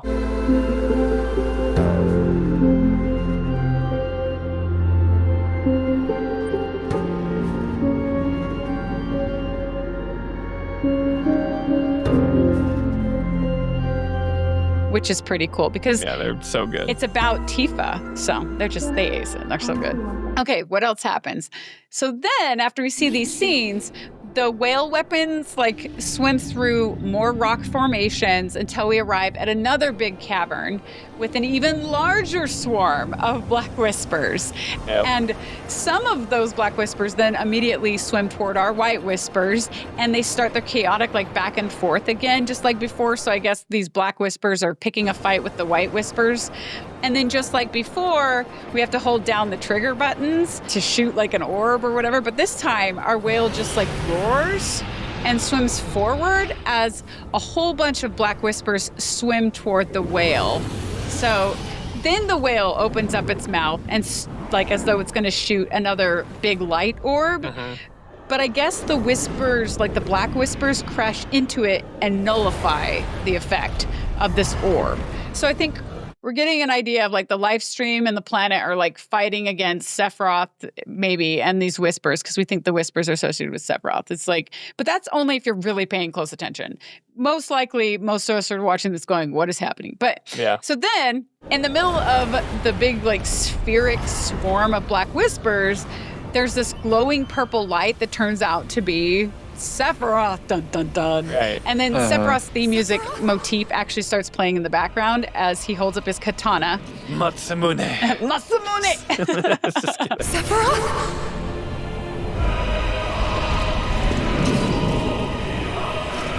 So he holds up his katana, he's ready to strike, I guess, and then he zooms forward at the whale and he punctures its materia belly, narrowly missing Tifa inside. And that's when Tifa starts to choke like she can't breathe. And upon watching it more closely, so originally I thought he was trying to stab Tifa. But when I watched it more closely, it looks like he's actually piercing a hole in the materia that allowed Mako liquid inside. So apparently the liquid outside the materia isn't breathable, but the liquid inside the materia is. And Sephiroth just wanted to pierce that so that Tifa was choking or something. And so maybe that's how he didn't want to stab her. He just wanted to choke her, I guess. I disagree. What do you think it was? I think he's trying to harm Tifa. You think he's trying to stab her? Maybe not stab her, but we have iconic imagery of Sephiroth stabbing people throughout this series.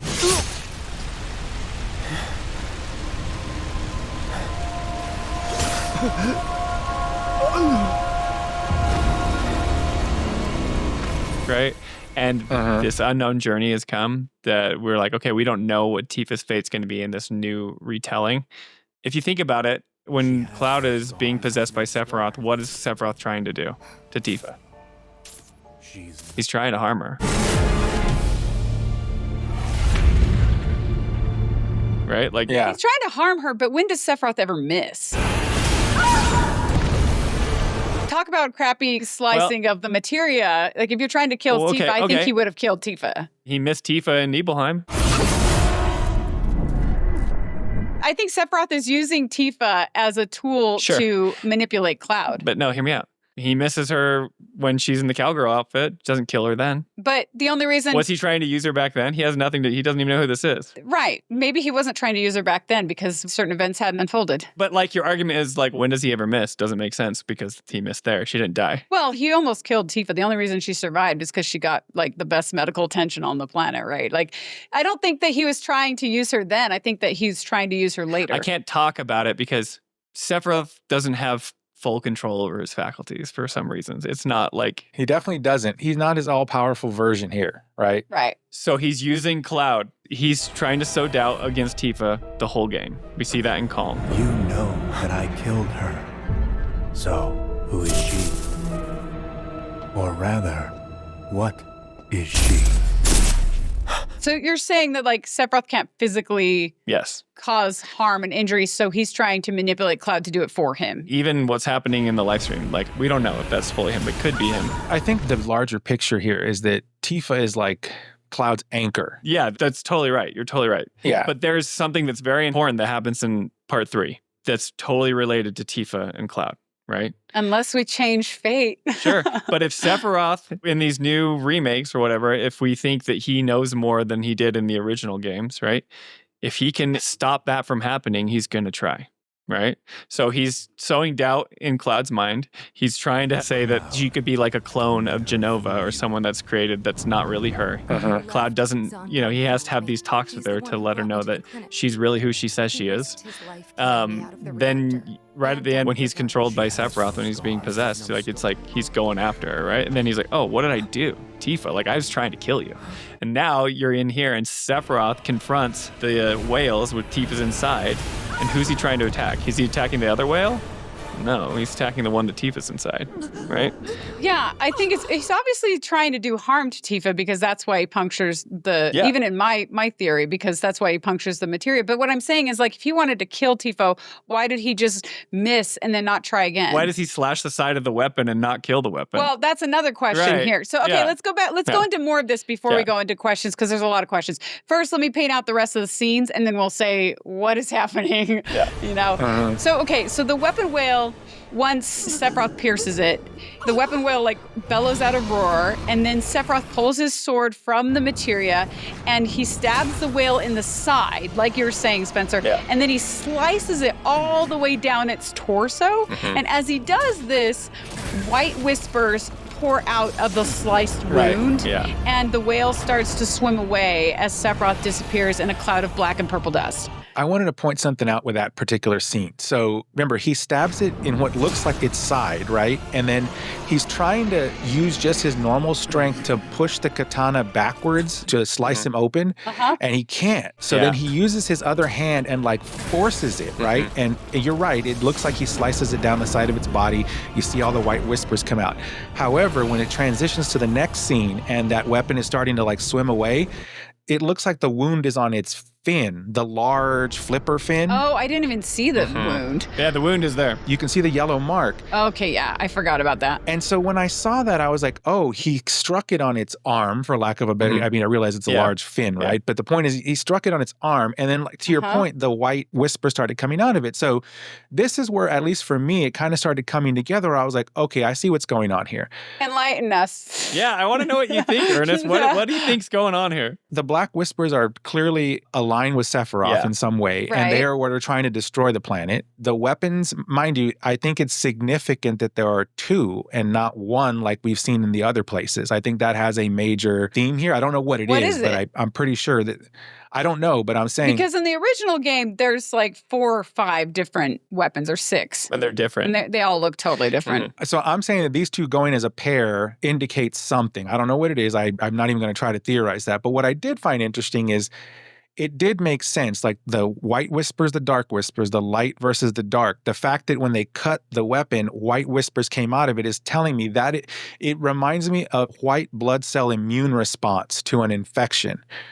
And the same like a platelet response to a wound when someone's cut. It's the planet fighting for its life against a virus. Interesting. In a blood cell light versus dark theme is what they were putting together here. And it kind of portrays that like the white whispers, they're derived from the planet, from the weapons. Right. They're derived from the planet and they are the antibodies. Whereas the dark ones are like the virus or something. Maybe they're corrupted by Sephiroth, like they once were white, or they are totally just always been with him. That's a really interesting idea. I like that. It also makes sense when you see them in the first scene where you send that orb out and then as they kind of touch, they consume each other almost in a way.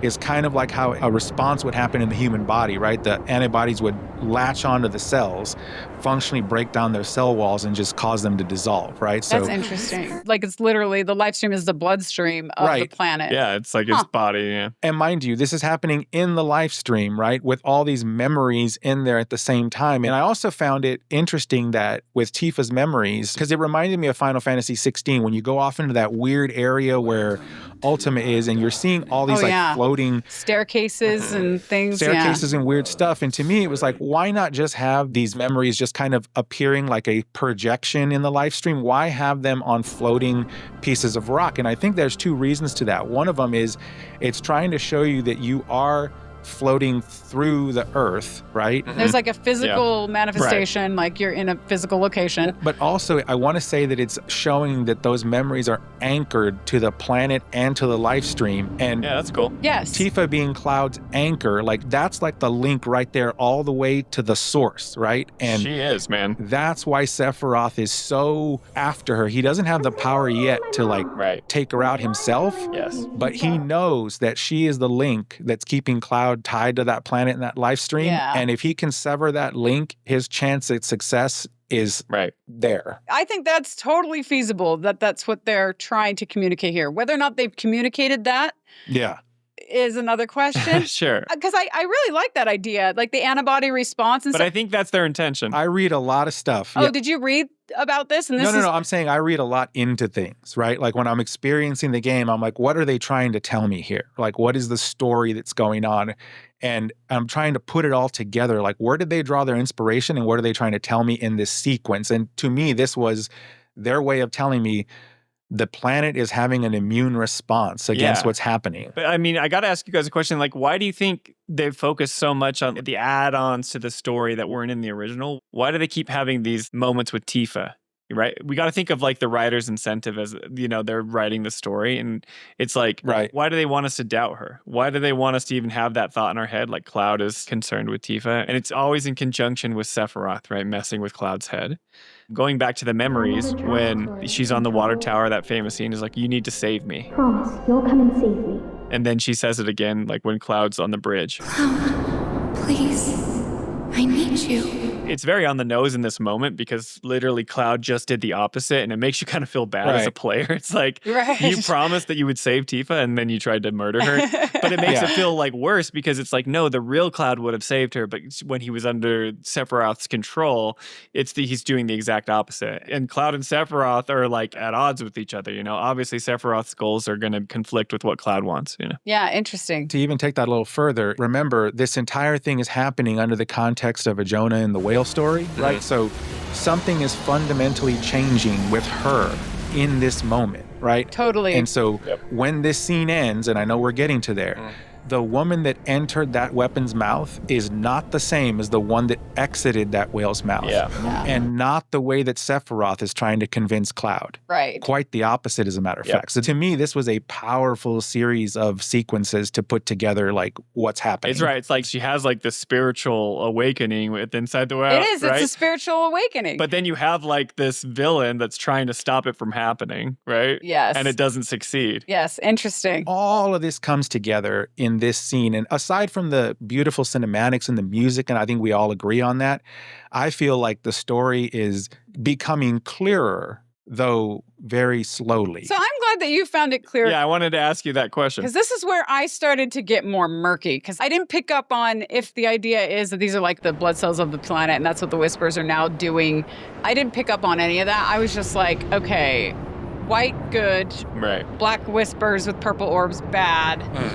Fighting by swimming around each other. Black Whispers with Sephiroth. Whales with planet and white whispers. Like, I'm matching the associations, but I'm not seeing a lot of clarity in what it means. Totally. I think that what you're saying could very well be what's going on here and what was intended, but it's so ambiguously represented in these scenes that I think it can be hard to know exactly what's going on, frankly. You know what I mean? It's confusing. And you also have to consider, like, the sequence of events that led to this. It's kind of awkward, right? Because you have a scenario where Cloud tried to kill her. She falls into the Mako, the fish swallows her, right? So then she goes through this transition phase to what's going to be the new Tifa afterwards. But the thing that kicked that off was actually Sephiroth's influence on Cloud trying to kill her. She's not You're not Tifa. You can't be. So it's almost like he made it happen. He made it happen and actually strengthened her and the bond between them as a result of the opposite. There's so much here. But to your point, Jolie, you literally have to pick it apart to find it.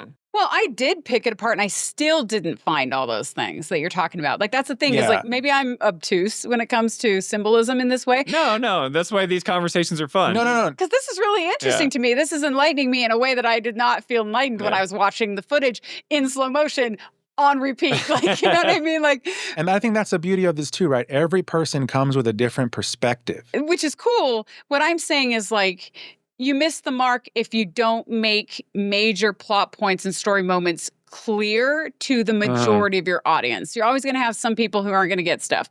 But, like, that's where I'm like, I don't think there was enough clarity here. Now, maybe they're planning on putting that clarity into the third installment that will make this stuff make more sense. So I'm holding out on my judgment of these scenes and the ambiguity that's in here until I see the third installment.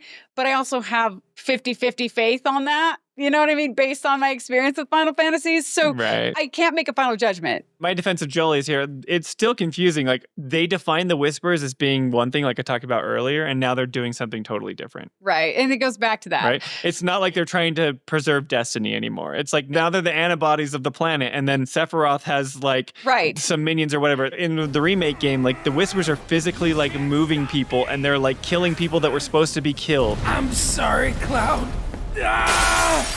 Now they're just swirling around and being like, it's this immune response to the planet being hurt, right? So in this moment, me and Jolie are going in, and Ernest too, with an idea of what the Whispers were. We have a predefined what's happening. Exactly. And then it's like, what?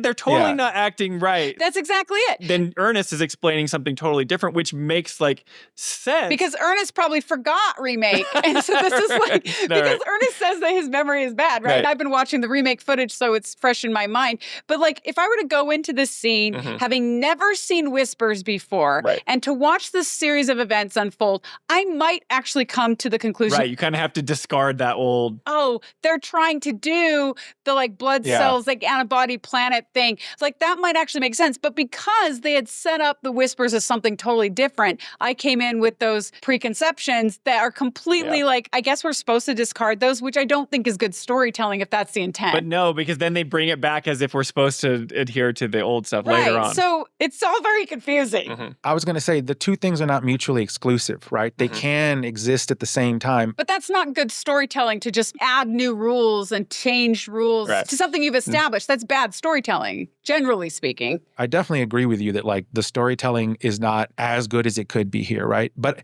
I wonder why that's the case. Because, I mean, we've all said these writers are really good. Yes and no. They know what they're doing for the most part, right? This is where we differ, though, because I know what you're going to say, Ernest. I know what you're going to say. You're going to say, why are they deliberately doing this? They're deliberately changing the whispers. You say they must be doing this for a reason. I say, yes, of course they're doing this for a reason. I disagree with that reason. I don't think that's a good tactic. I think it's a bad tactic, and I think it's confusing their audience. That's what I'm saying is at risk here. I'm not saying it for sure because I haven't played the third installment, but I'm saying like... You bring up a good point. I think humans are fallible and that developers and storytellers often make mistakes that make things completely confusing for people, and then they just kind of throw their arms up and they're like, I'm not really involved in this story anymore. I definitely agree with you on that. For me, it's always like, what are they trying to do here? What are they trying to tell me? Like, why are these Black Whispers in here different than the ones from Remake? Yes, of course. What is the difference? Why? Right, why? What are they doing? There's no answer. We don't know. But that's the problem. That's the problem is they defined them in the first game that there was an answer. Right. That's exactly the point. You're right. What we've been given so far isn't the full picture, right? And so we're still like struggling to figure this out. I guess my question is, why is that the case? Why are they piecemealing it out to us? It leaves us with more questions. Because they might be bad at their jobs. That's what I'm saying is possible. Or they're just opening up more mysteries that they have to answer, and if they don't... They have to answer. That's the thing, is I don't know what it is yet. I don't know if they're going to pay it all off or they just suck. Like, we're going to find out. Yes. This is the problem, though, is when they define them as being something and then they change it for the second game. But people could say, like, no, like, they're still serving the same purpose. Like, in Sephiroth Reunion Convergence of Worlds, like the Black Whispers are those that are trying to keep the fate of what Sephiroth's like plans are trying to be, right? Right. And then like the white ones are the ones of this reality, and they're the ones that are trying to preserve the destiny of what's supposed to happen, and Sephiroth is messing with the timelines and all that stuff. Like, sure, they can make it work with what they've established. I'm in the middle here because I can kind of see the symbolism and what they're trying to do. Right. Sephiroth is trying to harm Tifa, but he's not like fully capable, and the planet's fighting back and is protecting Tifa. So Tifa comes out as the stronger person, right?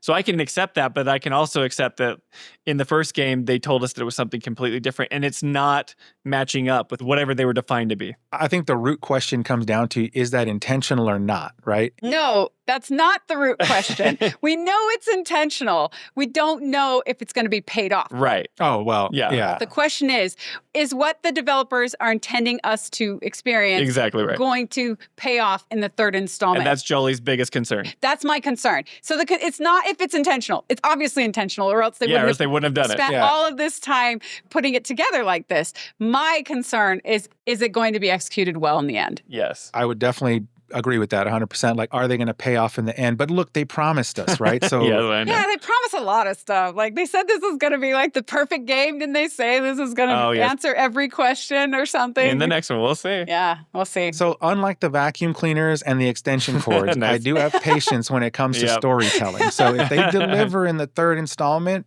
I'll be happy about it. I will too, actually. We'll see. I'm excited to see where it goes. And I'm really hoping, because I love these games. You guys, I love these games. I want it to pay off, but I will be so disappointed if it doesn't. Me too. We'll have much to talk about. But let's go back to these scenes, because there's more that happens. So back at the swimming whale that has just been sliced, but is apparently totally fine, Tifa appears unconscious now. She's floating in the materia liquid that has now been corrupted by Mako liquid. And as she floats, the screen then fades to white, and we start hearing voices and seeing figures from Tifa's point of view. So it's more point of view shots, right? And these voices and figures are encouraging her to survive, basically. Yeah. And I'll point out, white background, typical, like going to heaven, and this is what you would expect after you've died. Right. Well, this is also something that we see a lot in Final Fantasy, like in Remake, when Cloud, I think, falls into the flowers of the church. Yeah, he's in the white background at first. What do you say? We doing this? Have we? Never mind about that. Right now, you need to focus on yourself. I think Zack has some white background stuff as well. But yeah, so the first voice that she hears here is of her martial arts trainer, Zongan. Yeah. You'll make it. But not if you give up. You have to want it. Fight for it. Hard as you can. Who we briefly encountered in the first chapter of Rebirth. Rashard Sangan, a humble traveler of the world. and teacher of martial arts to the youth. Who I expect will make an appearance in the third installment. I think we're going to meet him. He has to. More. It'd be hilarious if they made that sweet like character model and voiced him for no reason other than the small cameo that he has in. Just for that moment in the first chapter, like that would be hilarious. I mean, this game has a lot of money, so I want to see him and Dio do the. They are like kind of similar. To duke it out, that would be fun. But like the synergy ability, right? Synergy ability. Like you called Dio and him to come. Oh. Wow. We are not going to control either of them, but that would be cool. But that'd be fun animation. That'd be fun. Oh, yeah. Yeah, so he's the first voice, right? And then the second voice and figure is Dr. Sharon, whom I love. You need to get up now, Tifa. You can't die here. Too many still depend on you. And the third appearance is Aerith calling her name, and the fourth appearance is Barrett saying that they have a fight to finish. And then in sequence, it shows all four of them reaching out a hand to her one by one until everything fades to white again. And to me, it seems like the visions of Zongan and Dr. Sharon are probably memories of moments that actually may have happened, like after she was injured by Sephiroth and healed by Dr. Sharon. There could also be a separate moment in her past where she heard those words from Zongan, I guess, maybe like when she's training as a fighter. And then the Barrett and Aerith moments, to me, they feel like they're either from the present or even possibly from the future. From the future. Tifa! Come back to us, Tifa. We've got a fight to finish. I'm not 100% sure. But this moment isn't bad to me. I like the idea that it's thoughts of loved ones in her mind that give her the strength to survive. So it is a little bit ambiguous here too, but it's something that we accept because this could be in her mind. These are her memories. It could be, however, at least that's how I took it. Yeah, I find it interesting that Cloud's not one of the voices. Well, Cloud, it is interesting and it's deliberate too, right? It's, yes, absolutely deliberate. We do have a YouTube comment here from Kyle101547. Kyle said, I loved how when Tifa is in the live stream and she is about to die, she sees people reaching out to her, Doc Sharon, Zongan, Barrett, and Aerith. The fact that Aerith was included in this lineup is so sweet. Tifa literally knew Aerith the least amount of time compared to the others in that lineup, maybe even just for a few days, but the friendship and closeness that formed between them in such a quick amount of time is astounding, to the point where Aerith becomes one of her sources of strength and her will to go on, which of course makes what ultimately happens that much more tragic. Well said, Kyle. Well said. Good job, Kyle. I'll even point out here that it was even bigger than that. These were all people who believed in her. Well, I think that's the point, right? Yeah. Like that's the purpose. Absolutely. It's like these are people who are closest to her, who believe in her, who give her encouragement, who she loves. Therefore, these are the right people. If she's going to pull out of something that's physically dangerous for her, these are the right people to see to help her do that. Right? And then there's a moment right afterwards in the whitewashed background where we see Cloud slowly walking forward, following after Sephiroth, right? And it's in that vision where Tifa regains consciousness from inside the materia belly. And I also like that because it shows that one of the driving forces behind Tifa's determination to survive is it's not just these loved ones who've given her encouragement, but it's also because she needs to save Cloud from the fate of joining Sephiroth or becoming Sephiroth or whatever that is. Like she has a purpose, she has a mission to save this person. So it's a combination of the love from friends and this unwavering desire to help another friend that stops her from letting herself go into the live stream, I guess you could say, so to speak, you know? Yeah, which is ironic because in those memories, it's all about Cloud saving her. Right. Isn't that interesting? That's not ironic. That is exactly the point, right? Well, I know, but... Well, of course it's the point, Ernest, but the point is the irony. Flip it on its head, right? Like he was there when she needed him most. Yes. Now it's her turn. And now it's her turn. And she says that later on, as we'll talk about in just a second. So that vision of Cloud following Sephiroth then continues. And Sephiroth actually says to Tifa... Your words can't reach him now. Right? So like he's too far gone. And Tifa reaching a hand out and she yells, "No! Don't take it too!" And I think the 2 is interesting because we know from the Nibelheim flashback at the beginning of the game that Sephiroth killed Tifa's father. Right. I'm sick of all of this! And then tried to kill her as well.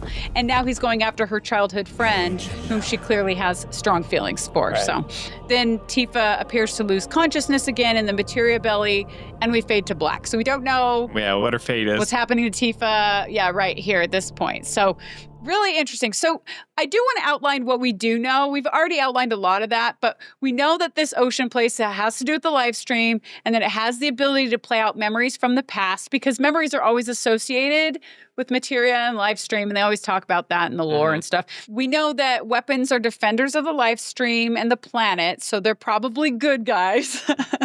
We know that. Unless we you're also know that they're Sephiroth. Unless you're Sephiroth, but Sephiroth's not a good guy, so still, they are good guys, I would say. And then we also know that they're teamed up with White Whispers, and that Sephiroth is teamed up with Black Whispers, and the two colors of Whispers have different goals that cause them to fight in this unique way.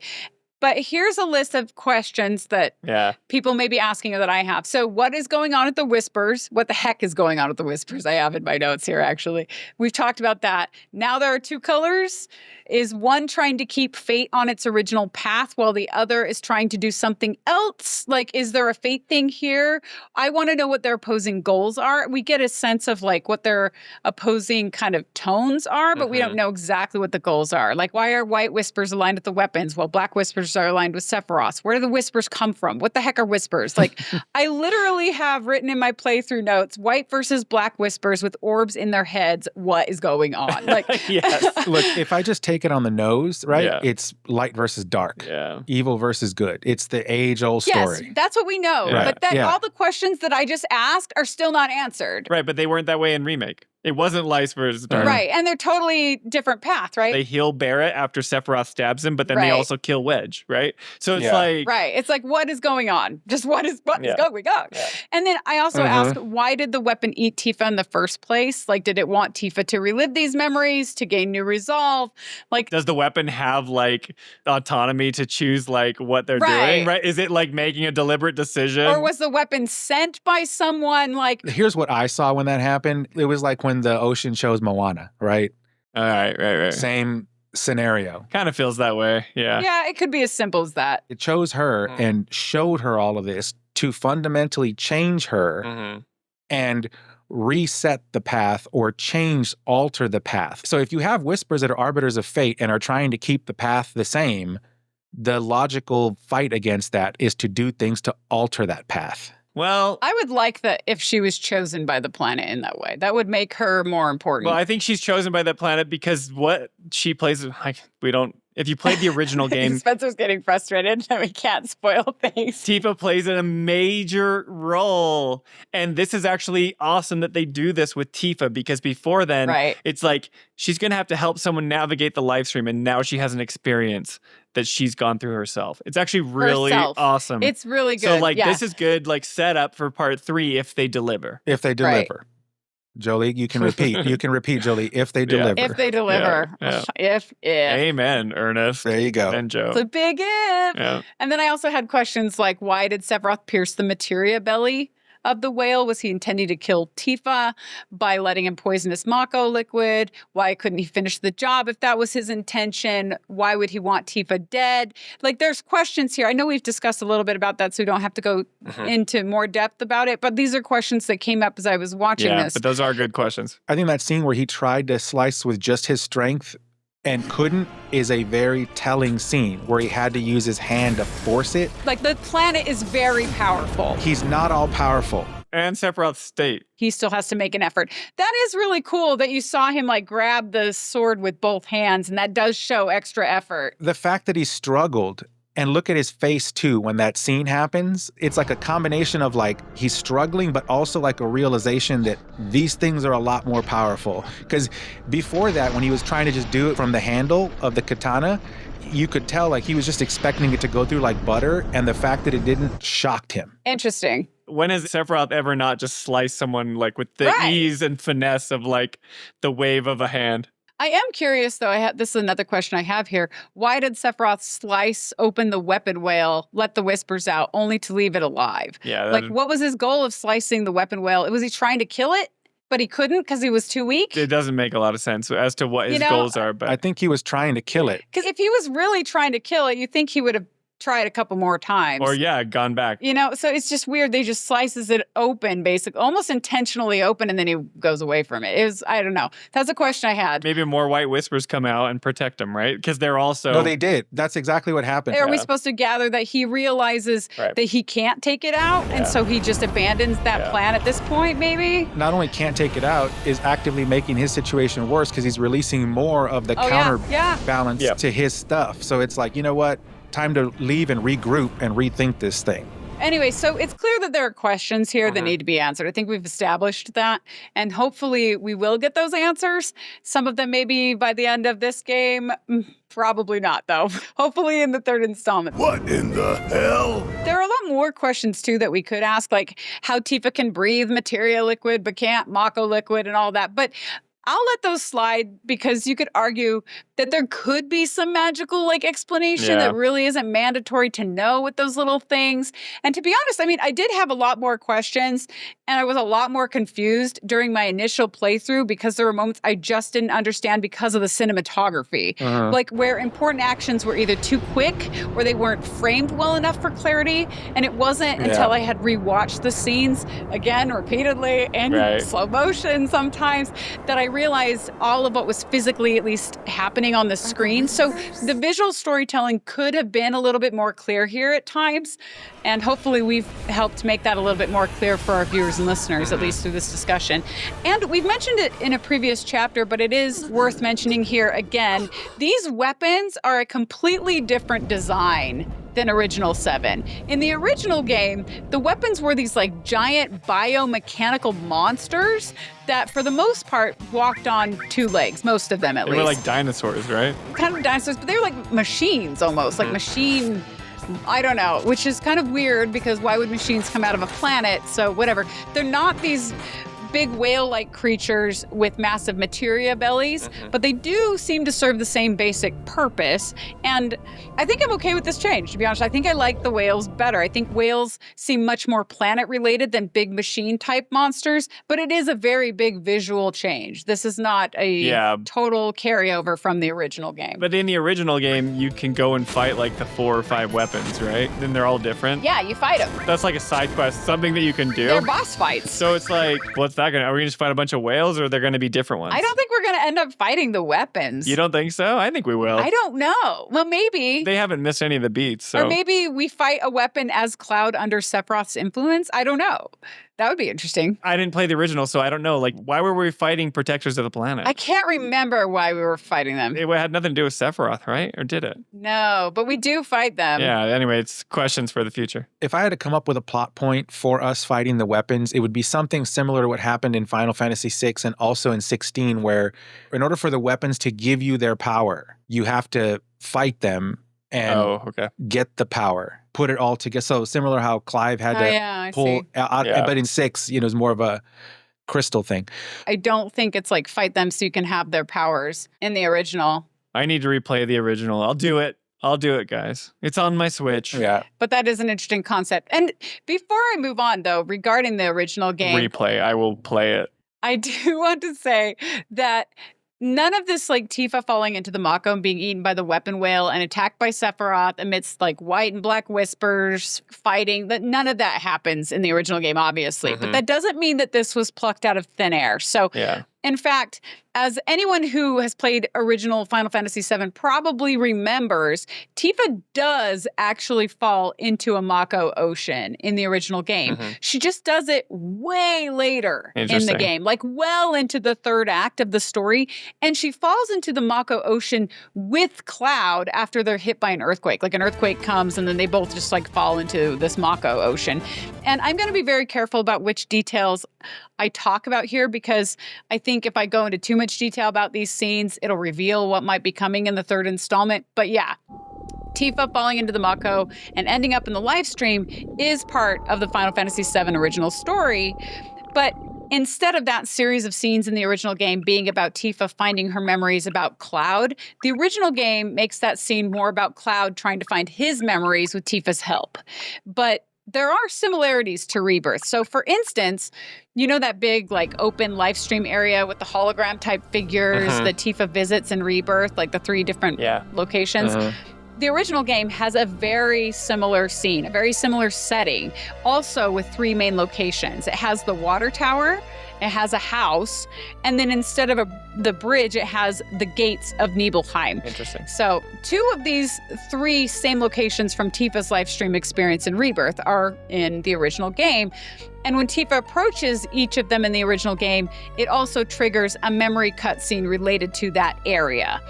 And each of the memories shown in Rebirth is also shown here in the original game, but they're much longer in the original game. Like, these memories go a long time. It's like more elaborate cycling through multiple scenes. It's not just seeing holograms in like one place.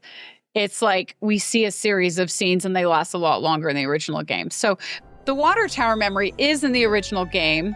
The memory of Tifa with friends on her way to Mount Nibel is in the original game. And the memory of Tifa walking across the big rope bridge with Cloud behind her is also in the original game. All of that is in the original game. But again, each of those moments is only part of a much bigger series of scenes about Cloud that I'm not going to go through, right?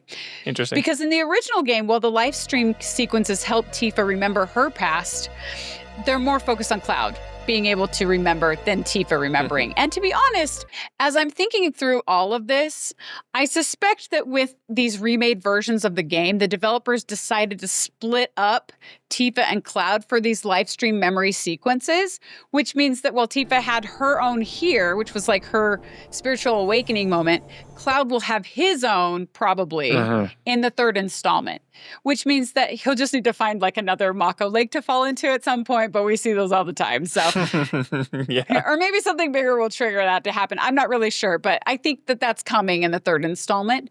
And I have some YouTube comments here, and it looks like I'm not alone in my assumption. So Bryce the Oddball said, Tifa having her own live stream sequence was incorporated to tie into Cloud's in part 3. I have my biases, but it actually may hold up. It also may serve as an explanation to a certain phenomenon in chapter 14 of this game. Bryce, good to hear from you. I always see Bryce in the comments. Good comment. And then the Zafari Zone said, the live stream stuff in this section is really interesting, especially when thought of in conjunction with some of the NPC dialogue that happens in the next chapter and how that may possibly relate to something that happens at the end of the game. So he's having a similar thought as Bryce here. We see bits of what seems like the live stream segment from the original game, but this time much earlier. Yeah. However, nothing is really revealed here, so I'm not sure exactly what the purpose of it was, other than to just show the trippy properties of being in the live stream. We also see Sephiroth take a stab at Tifa. Was this because he knows how she'll help Cloud in the future? Yeah. And why does he strike the weapon? In the original game, I don't remember the weapons actually doing anything to Sephiroth, so perhaps they will play a bigger role in the 3rd game. His attack didn't seem to do much to it, though, so not sure what the point was here either. Same questions, buddy. Yep. Well, yeah, we have a lot of the same questions, so good comments. Those are really good. Okay, so while all this Mako Ocean stuff is going down, the rest of our party is above the surface at the reactor core, watching the Mako intently. Can't see anything down there. Barrett and Red are like standing near Cloud, who is slumped down on the ground. You know, he's staring blankly at the floor. He's clearly distraught at what he did to Tifa, as he should be. Do you think the other party members know what he did? I don't know if they know that. Yeah, I don't think they really do. Yeah. I don't think they saw it. But they know that Cloud is in a funk. They know something happened, I'm assuming. Maybe he told them. It's not really revealed. Okay.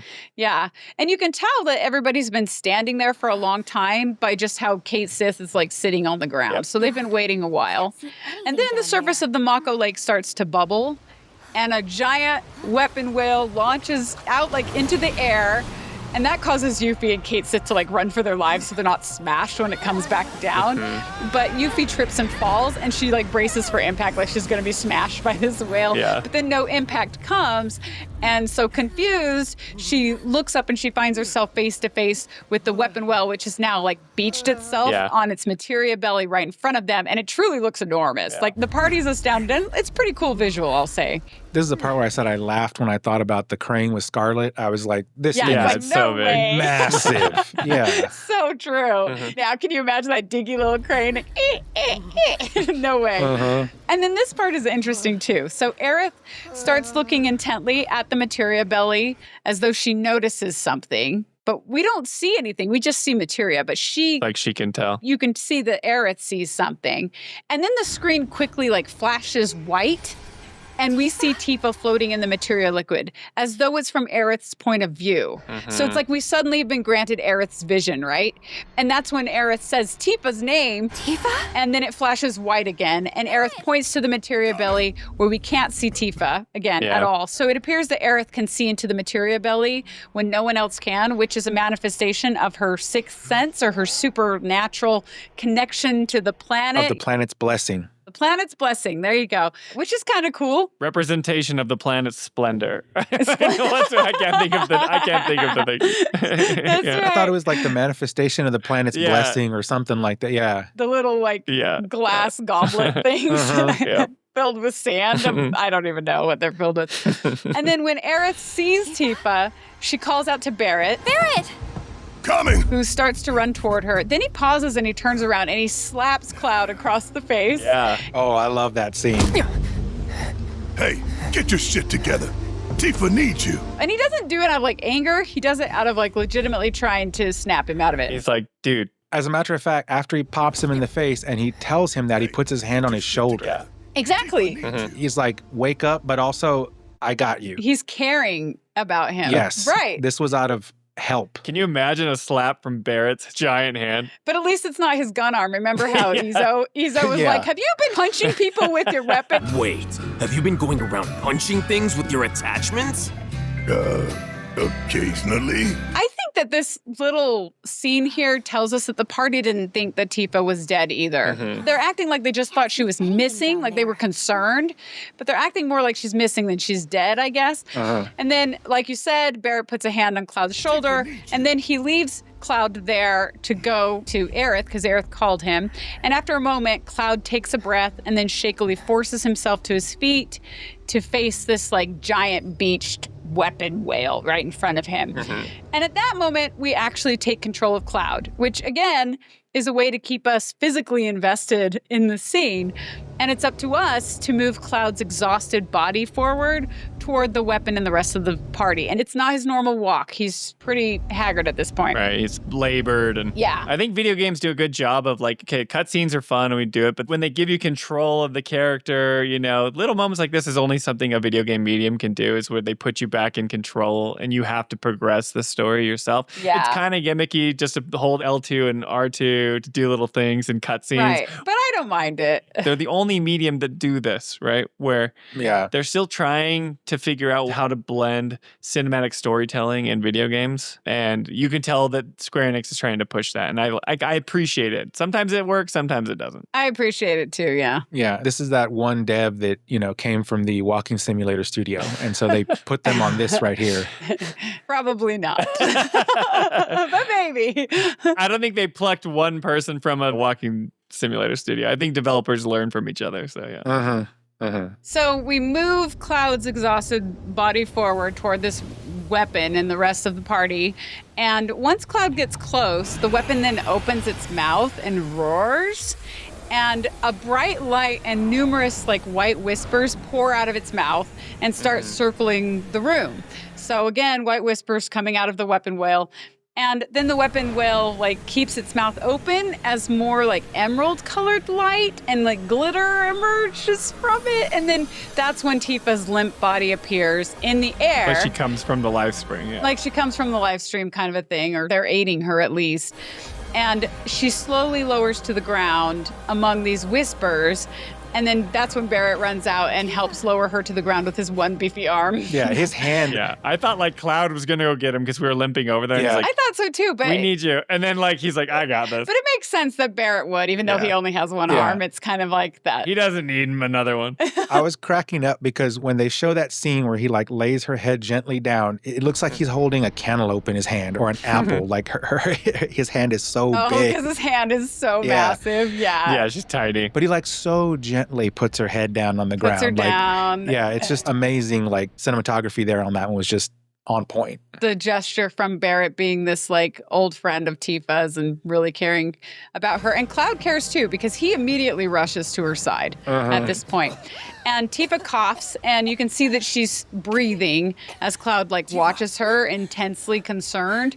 And Cloud says her name, and she starts to open her eyes, and we get another point of view shot of her blurry perspective of Cloud looking down at her, which, again, there's a lot of point of view shots in this game, but especially in this chapter. It was an interesting parallel to another scene of where Zack is over Aerith. Let's see, what scene was that?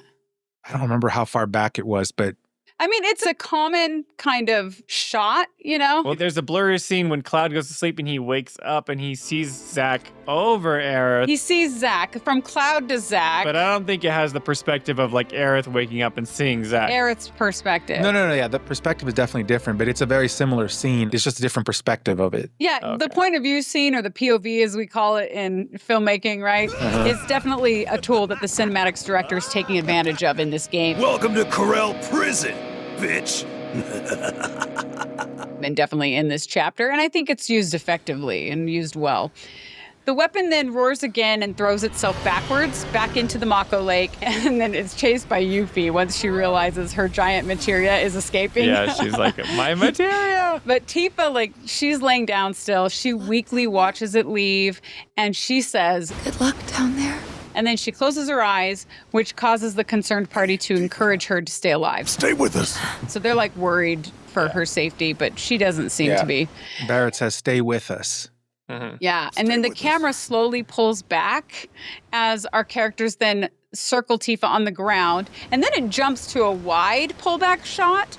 And before we fade out, I thought this was kind of interesting. So there's this bright beam of light as though the clouds are now moving out of the way of the sun, and it starts like illuminating the ground behind the characters, like spreading toward them, but it doesn't ever reach them before we fade to black, which is interesting. And there's a few different ways you could interpret this, because I mean, in game design, pretty much everything we see has to be deliberately put there, right, by someone. Yeah. So the spreading light isn't an accident, which makes you wonder, why is it there, right? It's probably not just aesthetic, but I think it's at least kind of the storm is over, at least this storm is over kind of symbolism. And you could potentially read into it that the light is coming or something. I see it as it's a small victory. The light is growing a little bit, right? It's encompassing a little bit more darkness. Yeah. So I thought that was a nice touch, because it's not something that really needs an explanation, but it can enhance the tone and the emotion of the scene, whether you notice it or not. Okay, so then when we fade back in, our party is all inside Cissnei's house. They're either standing or they're pacing with worry. You know, clearly Tifa has not made a full recovery yet. And then we go inside the bedroom, and Tifa is tucked into a bed, and Cloud is sitting on a chair at the other end of the room, and he's hunched over like he's waiting. And you can tell by the look on his face and his body language that he honestly cares for Tifa, and he's concerned about her outcome. Not to mention he probably feels like crap for being the person responsible for putting her in this state. I was going to say, there's some guilt in there. Right, yeah, definitely some guilt. Oh, yeah. And then the tone and the music also are really somber. And Tifa starts to stir, which then alerts Cloud. And Cloud, you can tell, has this real hope in his expression. And he sees her open her eyes. And then he slowly stands up with like reverence and relief and tells her, I'll go get the others. So he's like, oh, she's awake. I'm going to go get the others. He's not thinking he's going to stay and have a conversation. But as he starts to walk out, Tifa stops him. Cloud? You remember how our parents used to tell us that when a person died, their spirit would cross Mount Nibel? Which, of course, is the mountain near their hometown, right? And Cloud, he kind of realizes that Tifa wants to talk to him, and so he's willing to oblige. He quickly walks over to Tifa's bed and, like, crouches down to her level, and he says yes. We all knew it was a story to scare us out of climbing the mountain. You believed it, though. I didn't. At least, I had my suspicions. But I buried them. I wanted it to be true so badly. I didn't want to think my mom was just gone. So we learned there, if we didn't already know, that Tifa's mom died when she was a kid.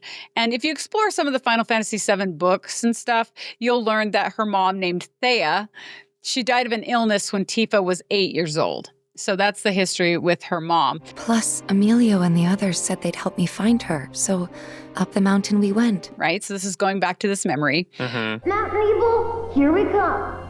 Okay then.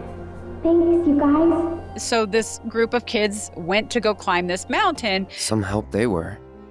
Running off and leaving you out there? And so this conversation should be ringing some Lifestream bells for us if we're paying attention, because part of this story just played out in the Lifestream ocean with the weapon whales, right? When we saw the memory of young Tifa and some childhood friends about to go to Mount Nibel to find Tifa's mom as Cloud watched from behind. That must have been the start of Tifa's journey to Mount Nibel. Yeah. And now we learn here from Cloud that at some point, the friends just abandoned her to continue by herself. Right, which is funny because they were like, are you coming? Think Cloud wants to come too? Cloud? I guess the half-hearted invite to Cloud who's standing back and they're like, whatever, like, and then they leave. But then it cuts to Cloud being there on the bridge trying to help Tifa, right? Right, like he's the one who's stuck around. It's connecting the dots as like they all took off. Exactly. This is kind of filling in some of the gaps that we had from the memories we saw in the live stream. Not that I knew about any of that. You don't remember? I hit my head pretty hard when I fell off that cliff. Think it messed with my memory. Everything from around that time's a blur. I only knew what the others told me. Didn't even occur to me to question them. What'd they tell you? They said that you egged me on. But now I know that's not what happened at all. When the rest of them ran, you were there for me. Now, did that make sense to you guys? Since, Spence, you haven't played the original game, and Ernest, you don't remember the original game. Did that make sense?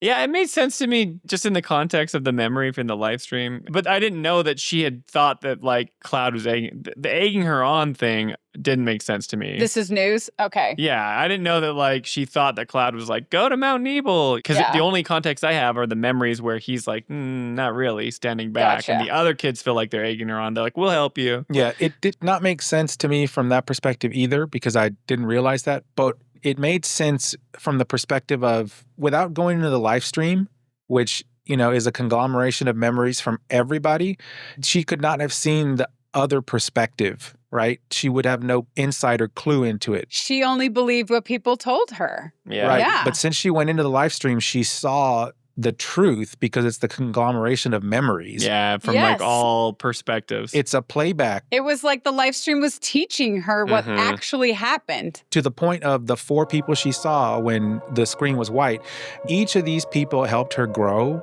along her journey, and they believed in her. This, I think, was like the sealing moment for her where it all came together. Now she understood what actually happened. She understood what her and Cloud actually meant to each other as friends and now as adults, what her new role is going forward from, like, all of this got pulled into just this one sequence. Yes. Right. And just like the live stream and Sephiroth are at odds with the white and black whispers, Sephiroth's goal is to try to, like, sow doubt and confusion with Tifa.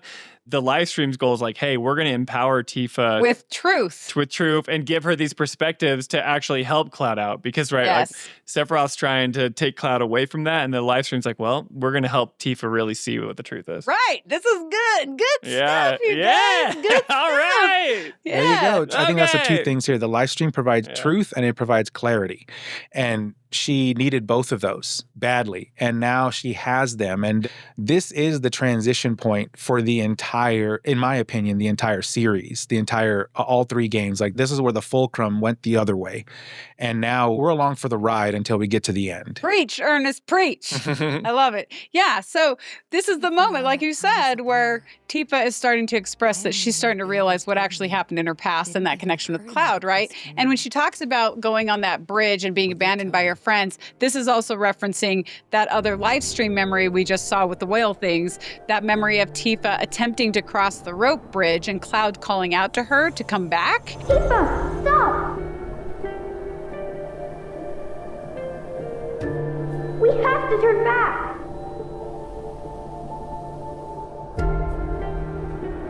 You're not gonna find your mom here. She's gone. So if we're piecing the pieces together, we should, I think, be guessing that Tifa must have fallen on that journey, probably around the time that she was crossing the bridge, and that Cloud was the one who had tried to stop her and possibly even helped her after she fell. And I'm actually curious if this story is easy to piece together for someone playing this as their first Final Fantasy VII game, which is why I asked you guys if this was like making sense, because I think while it's good to like not throw in a lot of on-the-nose dialogue into scenes like this, it's also good to not leave so much information out that it confuses the audience who is trying to connect the dots. And since I'm not in your shoes, I didn't know if those dots were being connected. But as far as the details of this series of events go, if you dig through the lore, it appears that young Tifa, what really happened is she stepped on, what really happened in this fictional story, is she stepped on a rickety part of the bridge and it gave way beneath her and also beneath young Cloud, who is trying to help her. He like tries to catch her, but then the two of them both ended up falling down off the cliff like from this bridge. And Tifa ended up with severe injuries and was apparently in a coma for 7 days, while Cloud miraculously was just like scraped up on his knees or something. And it was Tifa's father who ended up blaming Cloud for what happened for Tifa's fall, when really Cloud was the one who had tried to prevent it. So those are the details. I'm not really sure how many of those details are critical that we know at this point, or if we'll learn more as we go into the third installment. But those are the details behind this story, according to other lore that you can read and play. Now, here's something that's going to really bake your noodle. So we know already that Sephiroth knows a lot of things and is obviously in the live stream and manipulating timelines and all that. What if he has known all of this and he tried to go all the way back to their childhood to change the timeline, and he's been unsuccessful thus far, and that's why, you know, this thing is progressing to the point we are today? That's an interesting concept to explore too. Anytime you get into time bending, my brain stops working. Like I can't like. That's kind of like a bit of a Terminator reference there, but yeah. Like, are you implying that the memories that Tifa is seeing in the live stream are false, orchestrated by Sephiroth or by the planet? No, not false. I'm just saying, like, you're saying if he did go back and mess with those, what if he's been trying to manipulate things around her? For example, those kids that egged her on to... Oh, okay. So just like he's sowing doubt and confusion in Cloud in the present time, what if he's been doing so, he's doing time shenanigans and he's like... all along the way. Right. Everything that's happened up to like when Cloud was a child, it was like... trying to take her out. Hey, everyone thinks you're the one that caused her to go to Mount Nibel, and that was actually Sephiroth manipulating... Yeah. That would be really deep. I don't think so, but that's a cool thought. I hope not, because I don't think I can follow that story. that's a little much. Because imagine you are a time-traveling being, right? Sure. But you can't directly manipulate physical objects. You can only manipulate, like, metaphysical things. So he's trying everything he can to take her out, and he's just failed over and over and over. And now we're at the point where it's like, he may have gotten close, but the planet now is kicked into full gear. It's like, no, we can't let him win, right? Kind of thing. Yeah, I mean, the last thing we see from Tifa's point of view in the live stream is that Sephiroth says that you can't reach him now, right? Right. Cloud!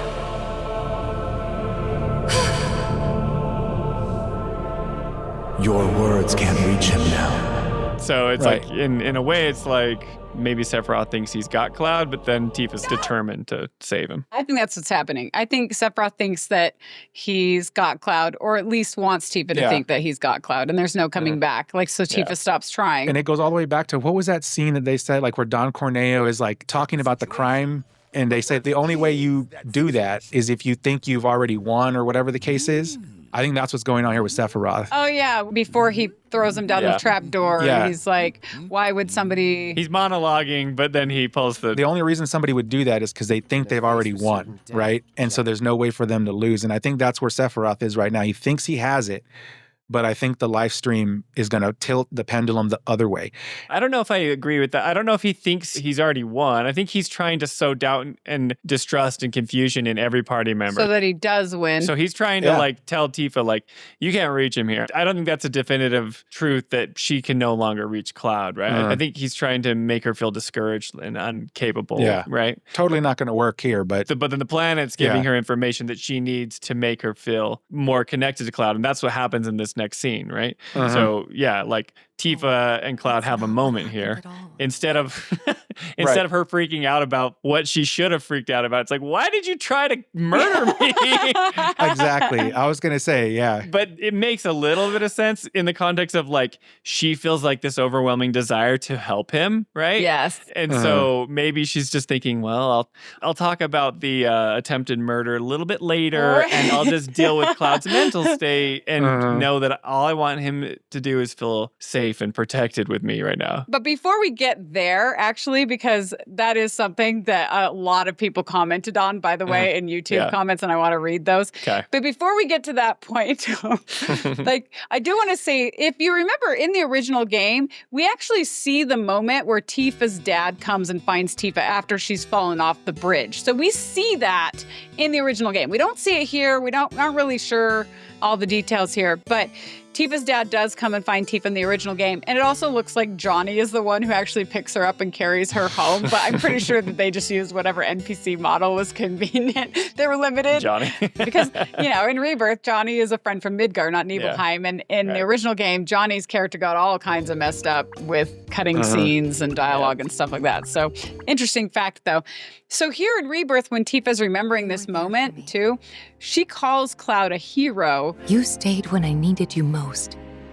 If that's not a hero, then I don't know what is. So like Ernest was saying, this is when she's gotten that clarity from the live stream that Cloud was actually helping her all along instead of, what she'd always believed.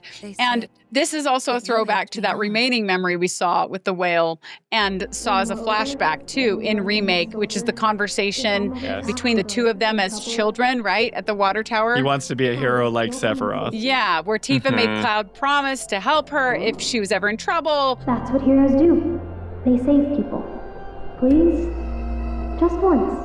So this short conversation addresses all three of these visions that Tifa saw in the live stream right here in this bedroom, right?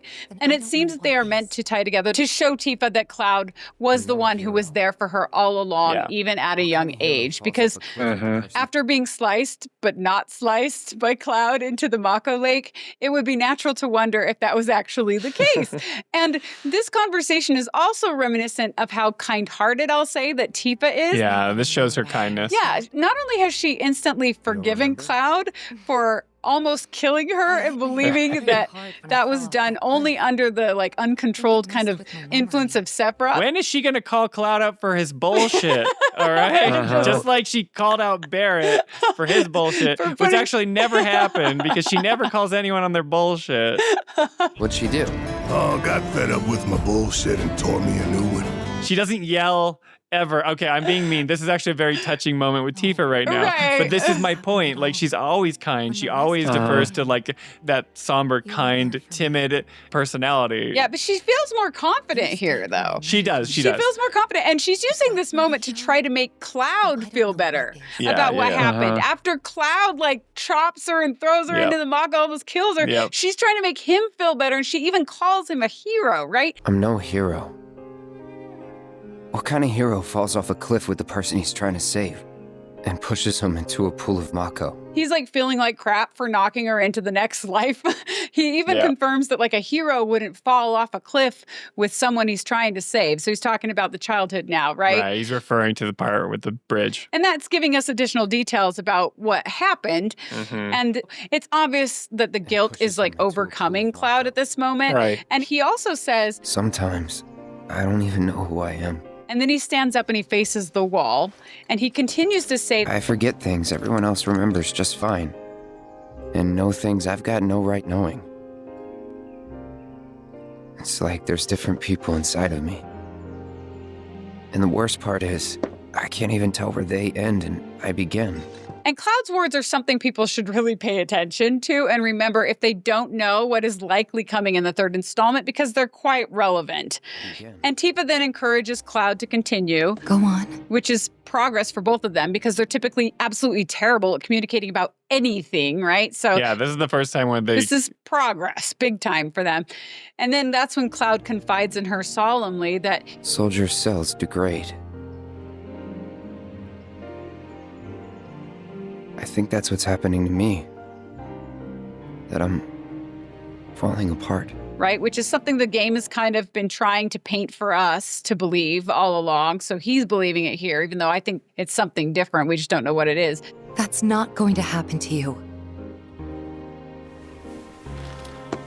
Then she stands and takes his hand and tells him, You saved me before. Now it's my turn. And then the Claudies have something to celebrate because Tifa and Cloud then look into each other's eyes for a long moment and their faces start to draw closer together as though they're about to kiss. But then they're interrupted by the sound of people listening at the door. And if you don't know what I mean by the Claudies word, The shippers. that is the shipper community of people who want Cloud That's the Cloud and Tifa. To be together. That's their ship. The Claudies ship. Well, the community that is in favor of Cloud and Aerith are called Clariths. And shipper, like we're saying, is basically a term We have to talk about this. for people rooting for a fictional relationship, which I learned playing this game because I was born in the 80s and I'm not hip with any of this lingo. So this is all kind of also eye-opening for me. And I will say, too, let's go into this for a second. There are reasonable people in both categories. Totally. Shout out to Reasonable Clarith. Yes. Right? Who has been cool and supportive on our YouTube channel. I haven't met Reasonable Tifa, but I'm sure he or she is a great person. We haven't met one. They might be wrong, but I'm just kidding. Yeah, Spencer is on Team Clarith. But apparently there are people in these shipper communities who can be pretty intense and downright vicious to the point that some developers and other Final Fantasy VII Rebirth reviewers and analyzers now just refuse to engage with them at all. It gets so crazy. And I will say too that we've run into a bit of that ourselves, actually, back in chapter 6, you remember? Everyone got mad at me. Spencer made a case for Aerith over Tifa on this show before even realizing that Clarith and Claudie were a thing. I had no idea. Yeah, and then we clipped it. And I was obviously inflammatory towards Tifa. You were just being sarcastic. Well, no, but I was being inflammatory because we were in chapter 6 and I was talking about the devs framing on Tifa's and chest. How much there was her boobs and everything. And it's Aerith's in a bikini too, but we never see her. We never see her, yeah. We do, but not as much as we see Tifa. And I know why they're doing it and it's fine. The people who like Tifa have good reasons and we hashed it out in the comments and they were like, Tifa's good for these reasons. And I'm like, that's great. But in chapter 6, all they showed were her boobs. That's fine, right? So that's why I was talking about it in chapter 6. Tifa has better quality, so I'm cool with both sides. I don't care what ship you're a part of. Right. But at the time, we didn't think much of it. We didn't know about these intense communities of people who believe or want to believe these things. So I ended up clipping that as its own video and putting it on our YouTube channel. And never before have we received such passionate comments. Oh, yeah. And some were downright vicious, frankly, which I'm going to go a little bit on a soapbox. So if you put yourself out there on the internet like we're doing, you have to expect viciousness from some people on the internet because they're all kinds of humans. They're passionate about this property. And there's passionate people, and there's mean people, and there's trolly people, and you have all kinds who are on YouTube. And they're anonymous, so they never can actually, they wouldn't say that to someone in real life. To your face, but they'll say it, and it's so if you put yourself on the internet, you have to expect that, right? But this particular video clip drew the bulk of that over any other of our videos, with some people going on a rant saying that they were officially unsubscribing from us because of Spencer's comments, which you guys, it's totally cool. If you unsubscribe from anything, including us, because you're no longer interested, that's totally fine. Whatever, no big deal. But if you unsubscribe out of intense vitriol for an opinion, this is an opinion show. Yeah, on a video game, no doubt. Yeah, on a video game it's not even real, right? Yeah. It's real to me, okay?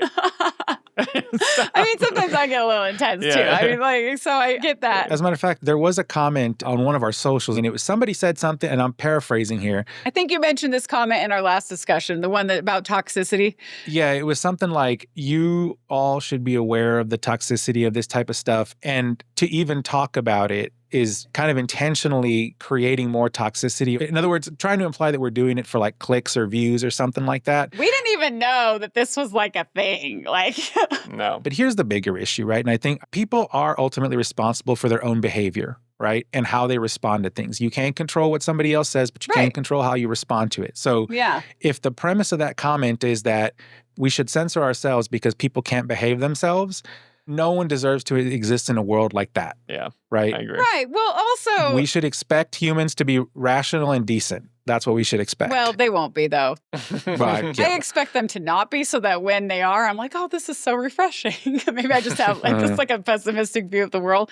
But I guess I would say, like, if you're going to listen to opinion shows, you're going to hear these things called opinions. And there's no, like... there's no chance in the world that you're going to agree with every opinion you ever hear on every show. So if you're expecting that, it's probably time to change your expectations or like don't listen to any shows ever on any topics anywhere, right? Because you're always going to hear, like you always hear like, if you disagree with me, that's doing violence to me. No, it isn't. Punching you in the face is doing violence to you, which I can't do on an opinion show. So you're in luck. There is no violence. We incorporated comments for this reason. Like if you disagree with us, like we're not gonna share like a vitriolic comment. No. But what we want to do for the show is like if you disagree with us or if you have a different take on something, we'll feature your comment on one of the shows. We have no problem with that. When we ask for comments on chapter 10 or chapter 11, please write in and tell us what you think so we can kind of, get a broader perspective. And some people have changed my minds. Like there are a couple comments where I'm like, oh, that's a really good point. And then I wish I could go back and like re-record that segment because I'm like, I actually have a different opinion now. But also, surprising secret, all three of us don't agree with each other on this very show. That's very true. Oh, yeah. We're constantly disagreeing with each other. We're constantly disagreeing and having different opinions. Yet. And we hate each other. And I'm married to someone who I don't like. Yeah. I'm just kidding. The hate is what bonds us together. I'm kidding. I'm the coolest wife ever. You are the coolest wife. There's a saying out there, and I'm not going to say it exactly because this is a family-friendly show, but it is opinions are like anuses. Everybody has one, and most of them stink. So I like how you censored yourself, but you used the word anus. Anus isn't bad, but it's funny. I don't know. We'll see if YouTube suppresses us. I say anus. Y'all know what that means. But. So anyway, okay. What I wanted to say here, though, is I actually feel real sympathy for people who go into a rage over a differing opinion that they hear, especially about a video game. Like when I read those comments, I know that these people are probably just trying to be rageful and like make us angry. I feel actual sympathy because life must be so hard for someone who is that like emotionally fragile. I hate to say it, but it's true. There's a lot of fragility out there that's like, dude, you can handle this. You got this. Like it's like nobody told them that you've got this. You can handle differing opinions. Like just move forward, be who you are. Yeah. Like I don't know. I just think that if like someone's opinion about a fictional character causes you to lose sleep, then you're doing life wrong, or you were taught how to do life wrong. Maybe it's not your fault, right? These are just like deeper issues, but.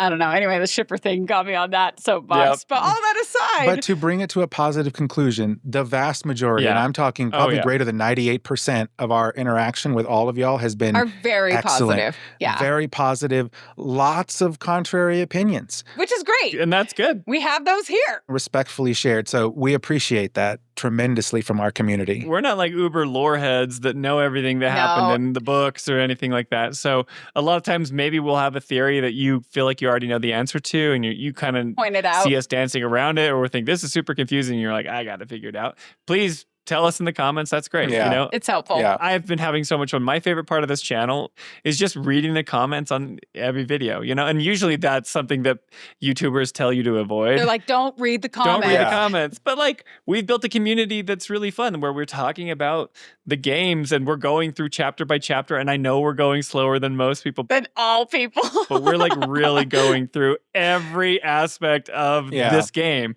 And it's been super fun and rewarding communicating with you and bouncing back and forth with the comments and the ideas that you guys are sharing. So like, I feel tons of love and camaraderie with all of you guys. So thank you for being a cool community. Indeed. Yeah, because of the type of content we make and because of the deep dives and all the opinions, I think they have a natural bias to wider visions and wider perspectives. So we have a very good audience and we appreciate all of y'all. Yeah, totally. All y'all, as we say down in Texas. That's a plural of y'all. Says the guy in San Francisco. I know. He's from Texas.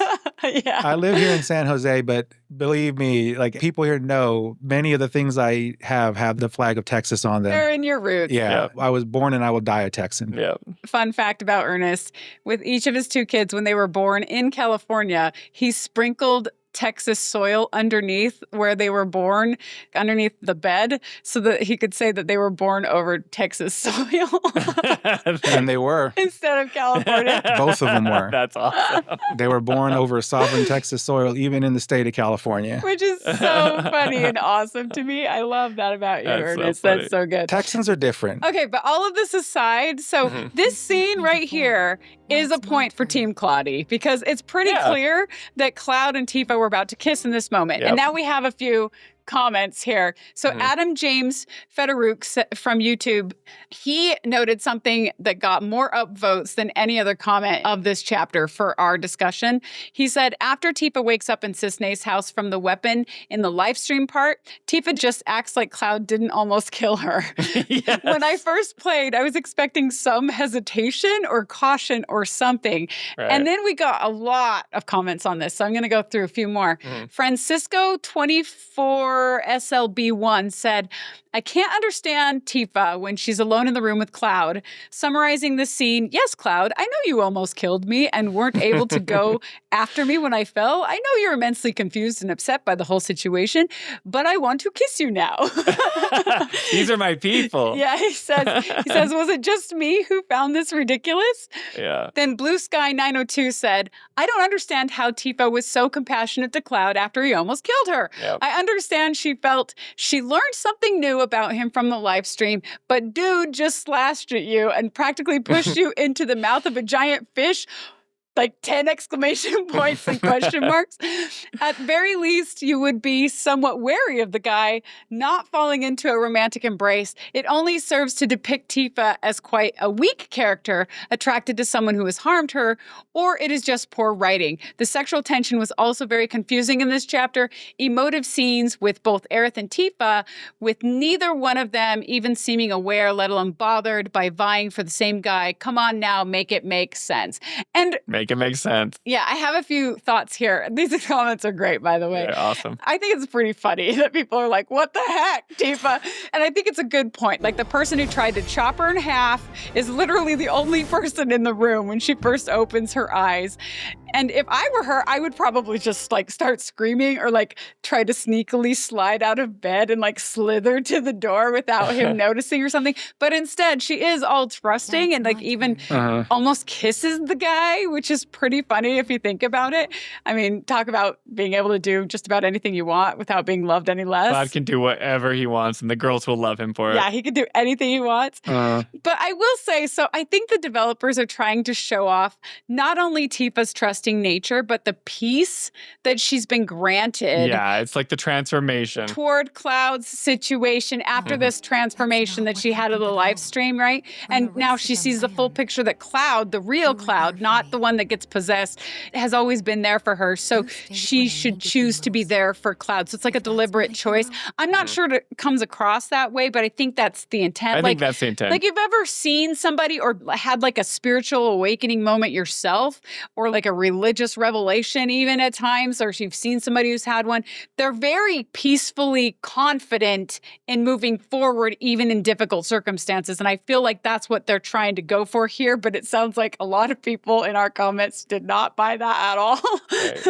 Which is really funny. Yeah, it's a hard one because like in order for her to reach this point where she could do what she did, she obviously had to forgive him for trying to chop her in half.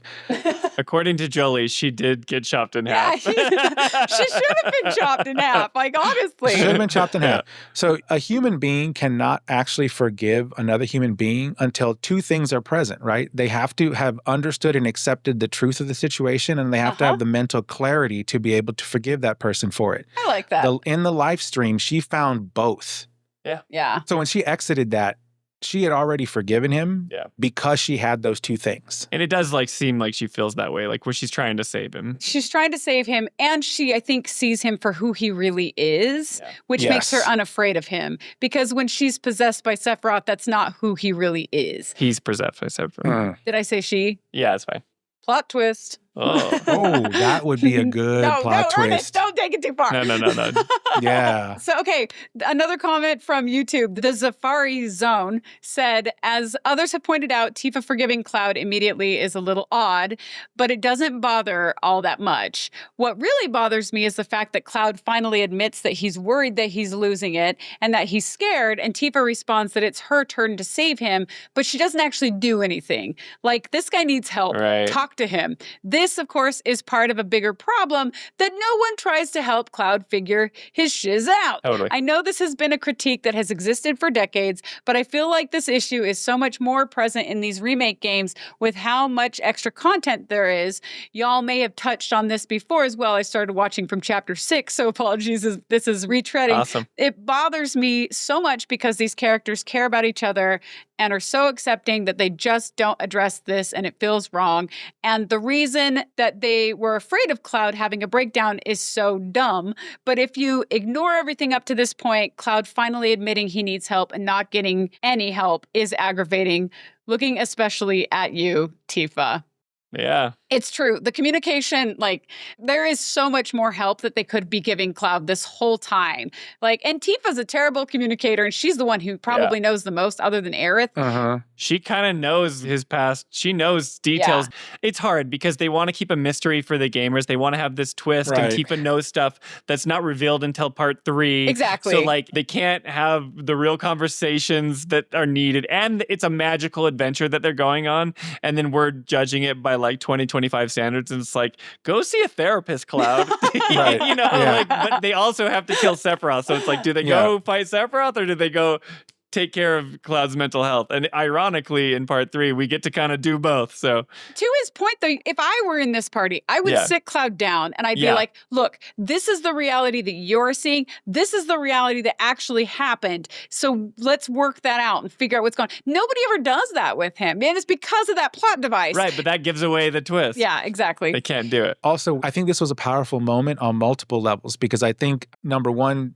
Tifa saying, like, it's my turn to help you now, but also Cloud finally lowering his shield and admitting that he had these issues. And admitting that he's scared. It's a great moment. Yeah, it's actually really good. But when you read too much into it, then it's like, yeah, these are blaring. Not even too much if you read it all into it. To me, it was like the restoration of the balance, right? So, like, if you look at this whole thing, whether it's timelines, whatever, it doesn't matter. At the end of the day, like, there's that concept of the universal balance, right? The light versus the dark, the good versus evil.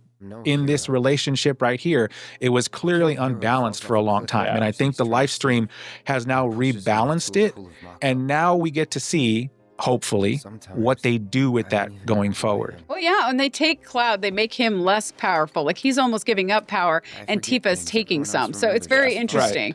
Yeah, so all this stuff is good. This is good conversation. Good conversation, guys. I'm liking this. Yeah. So anyway, so Tifa and Cloud's potential kiss then is interrupted. Sorry, Cloudies. And when Tifa does open the door, it's Yuffie and Kate Sith who, like, tumble to the floor. I love that it's Kate Sith. I lost it. Right? Like, you expect the teenager, but not like the cat creature. The best part is when the door opened and he just, like, falls flat on his face. It was just so good. And then he, like, looks up. He's like, yes, we were, what did he say? No, because Tifa's like, aw, worried about little old me? Aye, that's right. Worried. Yes, worried. Yeah, that's exactly Which it. is like, they clearly wanted to hear if there's any romantic stuff going on between Tifa and Cloud, right? That's why they're there. Which makes it funny, because if you know who Kate Sith is, that's just hilarious. It's hilarious. That they're, like, concerned about hearing this. And then there's an interesting moment that Ernest actually pointed out not too long ago that I did want to talk about really quick. So Aerith is standing in the hallway during all of this, and when Yuffie and Kate Sith stumble out of there, Tifa and Aerith lock eyes, and Aerith mouths something to Tifa, to which Tifa softly smiles and nods, like a thank you kind of a nod or something. Are we supposed to know what they say? Well, okay. So apparently, I don't know. Yeah, but this has happened in the past in Remake too. But this is one that's, like, really blatant. That one, like, I knew what they were saying. This one, I don't. Other times you can figure it out. This is one that's, like, really deliberate. And I'm a terrible lip reader, but these aren't real lips either. So it's like, who knows if a lip reader can even read it. But I have hundreds even thousands of hours of experience, like syncing audio with video footage by eye that wasn't like slated correctly. You're an editor. Or was thrown out of sync before hitting my desk or whatever, right? Because I do a ton of editing in my life. And I had no idea what the heck Aerith was trying to mouth here. Yeah. And I wanted to know because it seemed like kind of an important moment, which was, I'll be honest, kind of annoying. Like, I was like, are we not supposed to know this?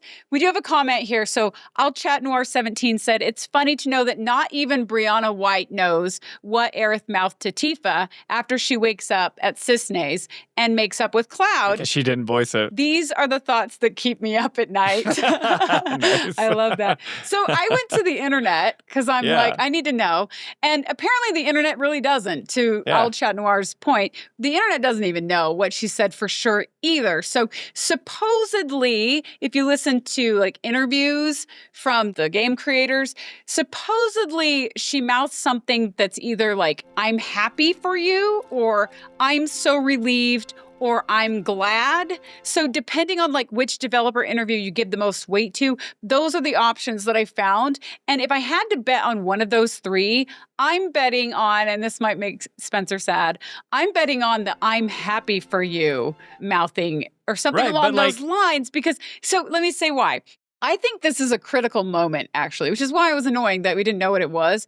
So regardless of what the exact words are that Aerith is mouthing, I'm going to go out on a limb and I'm going to say that I believe that she's implying to Tifa that she is happy for Tifa and Cloud, right? That she knows there were feelings between the two of them behind that door. Well, this is their boy talk that they talk about at the like transition between chapter 4 and chapter 5. They've clearly talked about how Tifa has feelings for Cloud and stuff like that. We both have a crush on Cloud and we talk about it all the time. Right. Like, I'm sure they've had this discussion, which is such a not the most realistic discussion for two girlfriends like to have and still remain really good girlfriends. But I doubt they were talking about it. But I think this is the moment where Aerith like kind of gives that to Tifa. Like, it was always there, I think. Kinda. But that's what I think. Okay, I know. Sorry, Clarice, that I'm even saying this, but Aw, worried about little old me? Like, she knows that they're maybe we're gonna kiss or something. There's some romance, right? But see, I was gonna say, did she know that, or is it just Kate Sith and No, I think they all kind of knew. And everyone kind of knew that there was like this heart to heart going on. Aerith like knows things. She's got the sixth sense, and I think she just can see through the door. She's like, she can see through the materia. I'm happy for you. But probably not the door. I don't know. I saw what you guys were about to do. I can see what the planet can see. But I think that this mouthing of whatever this line is was Aerith giving Tifa her blessing on that relationship. I think that Aerith doesn't believe that she's going to end up with Cloud in the end, nor did she ever expect to, despite their chemistry and their flirtations and all that fun stuff that I actually root for, especially in the second act. She says she can't fall in love, or you can't fall in love. Right, you can't fall in love with me, right? But whatever happens, you can't fall in love with me.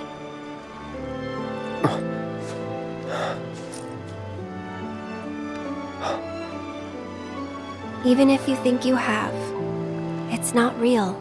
But Aerith she's also this close friend of Tifa, and the two of them have likely talked about their feelings for Cloud and Zack to each other and all that, and that their friendship with each other is important, you know, despite these like boy things. And so that's how I read this lip reading moment. But all that said, I mean, Aerith, for all I know, could be mouthing the words Boston baked beans for all I know. And I'm just reading into it totally. Yeah. But to me, this was Aerith giving Tifa. Yeah, I agree with you, actually. A blessing for Tifa and Cloud to be together, even if it's in the future. So I took a completely different meaning to that. My thought had nothing to do with the relationship at all. So when I saw, and by the way, I went back and rewatched this thing several times just to try to lip read, but as Jolie said, yeah, it's hard. There was no way to do it. No. But the one thing I thought I saw her mouth was the word memory. And to me, it was like her telling Tifa, keep the memory. The thing that you just experienced. That's an interesting thought. I want you to keep it because that is key to the rest of this story unfolding the way that Aerith needs it to unfold or wants it to unfold. And only Aerith could know. That is interesting. And only Aerith could know. Now, you can extrapolate from all that because I think everything you both said right now was completely valid as far as like where the relationship is going. I think that's all true. But I think this was more about like the bigger picture and what's happening with Sephiroth and with the planet. And this was more like telling her, don't lose this memory because it is key to what's going to happen later. It could also, it's like 2 or 3 syllables, what she mouths. If it is the word memory, I'm going to sync my words up with, I'd say memory. Memory. Okay, now I'm going to go back and then we'll see it on the screen to see if that matches up, because that would be an interesting thing for her to say, because it could also be a confirmation of, that he's been there for you all along. Yes. Or what happened. Trust in what the planet told you. Right. Exactly. So, okay, I like that theory. Ernest, you got some good theories today. I'm proud of you. I'm telling you, I have theories all the time. Most of the time, they don't pan out. But it's been a great discussion. Stop being so nice. I can't take it. I mean, Aerith could be just mouthing that she's happy that Tifa survived, but to me, there wouldn't really be any real reason to mouth that silently. Like, it would just make more sense to just come out and say it, right? Yeah, I'm glad you're okay, right? I'm glad you're still with us. Like, that would not be an earth-shattering line to deliver there, right? Yeah. I think we're onto something here. That the ones that are earth-shattering are a fundamental shift in the relationship dynamic, right? From like, we don't know what's going to happen to like... That's how I feel. And I totally agree with you. Like, I think that's where this is headed anyway. But I also would say, like, Aerith is aware of the larger picture here. And so... Yeah, she always has been. Yeah. It was more of like, you now know what I know, or at least... Or some of it. You've seen a small snippet, yeah. You've seen a small snippet of what I can see. Mm-hmm. So you now have a level of understanding about what's going on that nobody else around us does. Totally. Right? Okay, cool. So anyway, so then Tifa looks back at Cloud confidently with like the soft smile. And to me, that seems to acknowledge the previous moment where they almost kissed, which I would say is major progress for her in her character arc. Like, not to smile just, because she smiles all the time, but to smile confidently to Cloud like this. Not like shy away from what just happened. Not shy away from it. Yeah. She's facing it. She's kind of owning it. Yeah. And then Cloud's face looks appreciative of that look. And I don't know how else to describe his face here, but it's like this really well animated face for the moment that's very human. I love Cloud's subtle face animations throughout this whole series. They're so good. I mean, all the characters, but But Cloud's got some good so ones. good. They're so subtle. Okay, that was pretty cool. So the purpose behind Tifa's like experience in the live stream seems to be, of course, helping her to recover like lost memories of how Cloud actually helped her in the past. We've hashed that out, right? That enables her to fill in gaps and come to a confident conclusion that Cloud has been looking out for her all along and that she needs to look out for him. So the planet apparently is what really wants her to know that for a reason that is specifically undefined, but we assume it's probably to help him like counterbalance Sephiroth or overcome that. And we do have a YouTube comment here. G's boy Damien 8139 said, following soon after is, in my opinion, the best and most tightly written conversation in the game between Cloud and Tifa at Cissnei's house. It's at once remarkably subtle, melancholic, and haunting. I'm of the belief that Rebirth needed more stakes, and I found most of it here when that ever-present specter of soldier degradation takes on a huge personal significance in that scene. It's a strong reminder of what Cloud has to lose and has already lost, and of the friends who will stick by him regardless. Yeah. Well said. Well said, G's boy.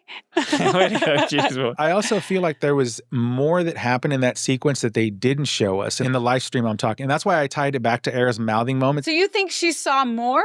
I think she saw more. I feel like she didn't. I feel like she saw more to the point where like she now understands her role, right, in this whole thing. And when he was talking about his cellular degradation, that scene, what I got from it was when Tifa told him, like, that's not going to happen to you. That's not going to happen to you. It wasn't like a trite... Like, everything's going to be fine, dear. Yeah, it wasn't that. It was her telling you, that is not going to happen to you. Like, that is a fact. Like, definitive. So you're saying she says that because she knows, because she saw the future or had some premonition or something. And she also knows that she now plays a role in what Cloud's ultimate purpose is in this entire That's cool. game, right? And so...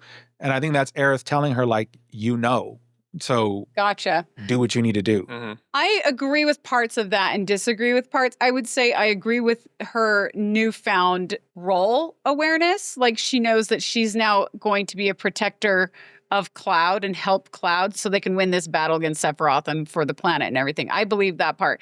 I think we saw everything that was revealed to her, though, personally, because it felt very real time deliberately. Like we were seeing a sequence of events without anything being cut, kind of a thing. Because if they showed other things that weren't in context and then they referenced those, it'd be confusing. I mean, I kind of am in Jolie's camp here, but I like the thought there, what Ernest is saying, right? Yeah, I like the thought. I just don't think I personally don't agree with that being the case, but also because we already have a prophetess in our party. We have Aerith. Well, Aerith is the one who fulfills that role right now at this moment. She can be educated to become more, that case meaning Tifa can be educated more, but I think that's Aerith's role in the second act to be the prophetess, not Tifa. Yeah, but I think it still works. Because having two would be too much. But I don't think Tifa needs to be like this. It's kind of like when Red says, when Aerith touched me, I knew who the Whispers were. When Aerith reached out to me, I found this knowledge of the Whispers. Right? But then you look at Red, and Red's kind of like a prophet in a lot of ways. But then you find but it's like, oh, you're like this wise. Until chapter 10. Yeah, you're like this wise guy. But Tifa's just getting a portion of that, but I kind of think that's all she needs for both scenarios to work out. So yes, Ernest, I feel like the memories that she saw were the only memories that she did see, but I think that's enough for her to fulfill that purpose and to have that, that's what I think. That support. Yeah, that could be the case too. It just felt like for her to come out of that with that much resolve, she had to have seen a lot, right? But I mean, she heard the voices of her parents. She saw visions of people from her past. She went through a lot of stuff. She goes through these existential crises. If she thinks she's dying, she thinks she's dying. Like, that's a lot of stuff. Like, I've been through spiritual awakenings myself that are significantly less than that have made huge impacts on my own persona, right? So I personally think that doesn't have to be that big, but it was big even as we saw it. Yeah, she's on a new course now. Let's put it that way. She's on a new course. Totally. She is. I think we're all in agreement. They're all on a new course now. This is part of her character arc. I think we all agree with where she's landed for sure. But I hate to do it, but I'm afraid we're going to have to end this discussion there. Obviously, there's still much more to discuss. In order to close out Chapter 9, we haven't even covered any of the world intels or proto-relics or, frankly, getting lost in freaking Gongaga, which is something we have to discuss. Man, navigating that place. So you'll have to stay tuned. So I do have to conclude this just for sanity of being able to edit these. And probably these episodes are going to continue to get even shorter. But again, we're not going to cut back on content. We're just going to give you more episodes that are shorter in length moving forward. You'll start to see them shrink a little bit. Back to the size they used to be, actually. So I'll say that's going to do it for this episode of the Final Fantasy Files. That was an awesome conversation, guys. That was fun. That was good. That was way fun. Yeah, there was a lot there on this one for sure. A lot in this particular part of the chapter. Holy cow. And for those of you listening and watching, thank you for being here. We really appreciate your time and attention. And we can be found anywhere you get your podcasts. And you can also see that video version on Spotify or YouTube. YouTube is pretty much our main hub, I'll say. We do encourage you to follow us there on our dedicated YouTube channel, The Final Fantasy Files, aptly named, because you can lend your support by leaving a like or a comment. And that doesn't just support us, we actually read those, like we've been saying, and we appreciate all of your comments as well, especially those that don't rage quit, but you could rage quit if you want to. And I do want to give a special thank you to those from our YouTube community who have shared opinions for this particular episode and this entire chapter. It really does add a lot, I think. I think it's fun. Oh, it's awesome. It makes us feel like we're taking this journey together. It's not just the three of us, right in our offices, it's something more than that, which is cool. Absolutely. And we are everywhere. So while YouTube is our home, we are also on Spotify. We are also on all the socials. So wherever you are, we are. Definitely engage with us wherever you are. We appreciate it. And if you could be so kind as to give our Spotify and Apple podcasts a review, if you like our content, that will help us get in front of a larger audience. 5 stars if you can. 5 stars if you can. It's always such a bummer when you see a 4-star review, because while you totally respect that, because that's a legit opinion. That's their honest opinion. Well, the way that the podcasting review world works. Yeah, to get seen in the algorithm is. It's a 5-star is really the only thing that can help. But I understand the 4-star reviews because they're just being honest. Right. But it has to be. I'm just kidding. But absolutely, help us out. But I think the biggest favor you can do for us is coworkers, friends, family. Share with a friend. Share with everybody. There's plenty of us out there. Even if they don't like JRPGs or video games. I'm just kidding. I don't think that they would want to listen to this. I'm I was like, don't share with those friends. I don't even share that with my friends like that. They don't know. Someone that share your common interest. If all they played is Xenoblade Chronicles, show them the light. Yeah, introduce them to the depressing series that is Final Fantasy and not the whimsical awesome. It's going to be a happy ending, you guys. It's going to be happy. I just want to say thank you so much for your comments. I look at the YouTube comments, so does Jolie and Ernest, but I'm in there a lot and I get to see what you guys are saying. And please look forward to us asking for your input in the future episodes. So we will be doing that again. So for chapters 10, 11, and continuing on with the rest of Rebirth, we're going to be asking for your content again. And it was awesome to have your comments be a part of our discussion on chapter 9. So look forward to that. We'll be sending out a post around whenever we record chapter 10. It'll be a community post on YouTube. So keep an eye on our YouTube channel is the best way to do that. And look at our community post page as well. Yeah, exactly. And then we'll take a lot of those comments and incorporate into the episode because it's more fun when we have more perspectives, especially from our community. So thanks for doing that. And yeah, thanks for being part of the community. It makes my day getting in there and talking with you guys. Agreed. And with that, walk tall, my friends. And may the flames of the Phoenix give you the truth, clarity, and peace that Tifa is experiencing right now. And I just like all of you guys, and I don't have an outro, so see you next time. That's all, folks. All right, bye, guys. Thank you.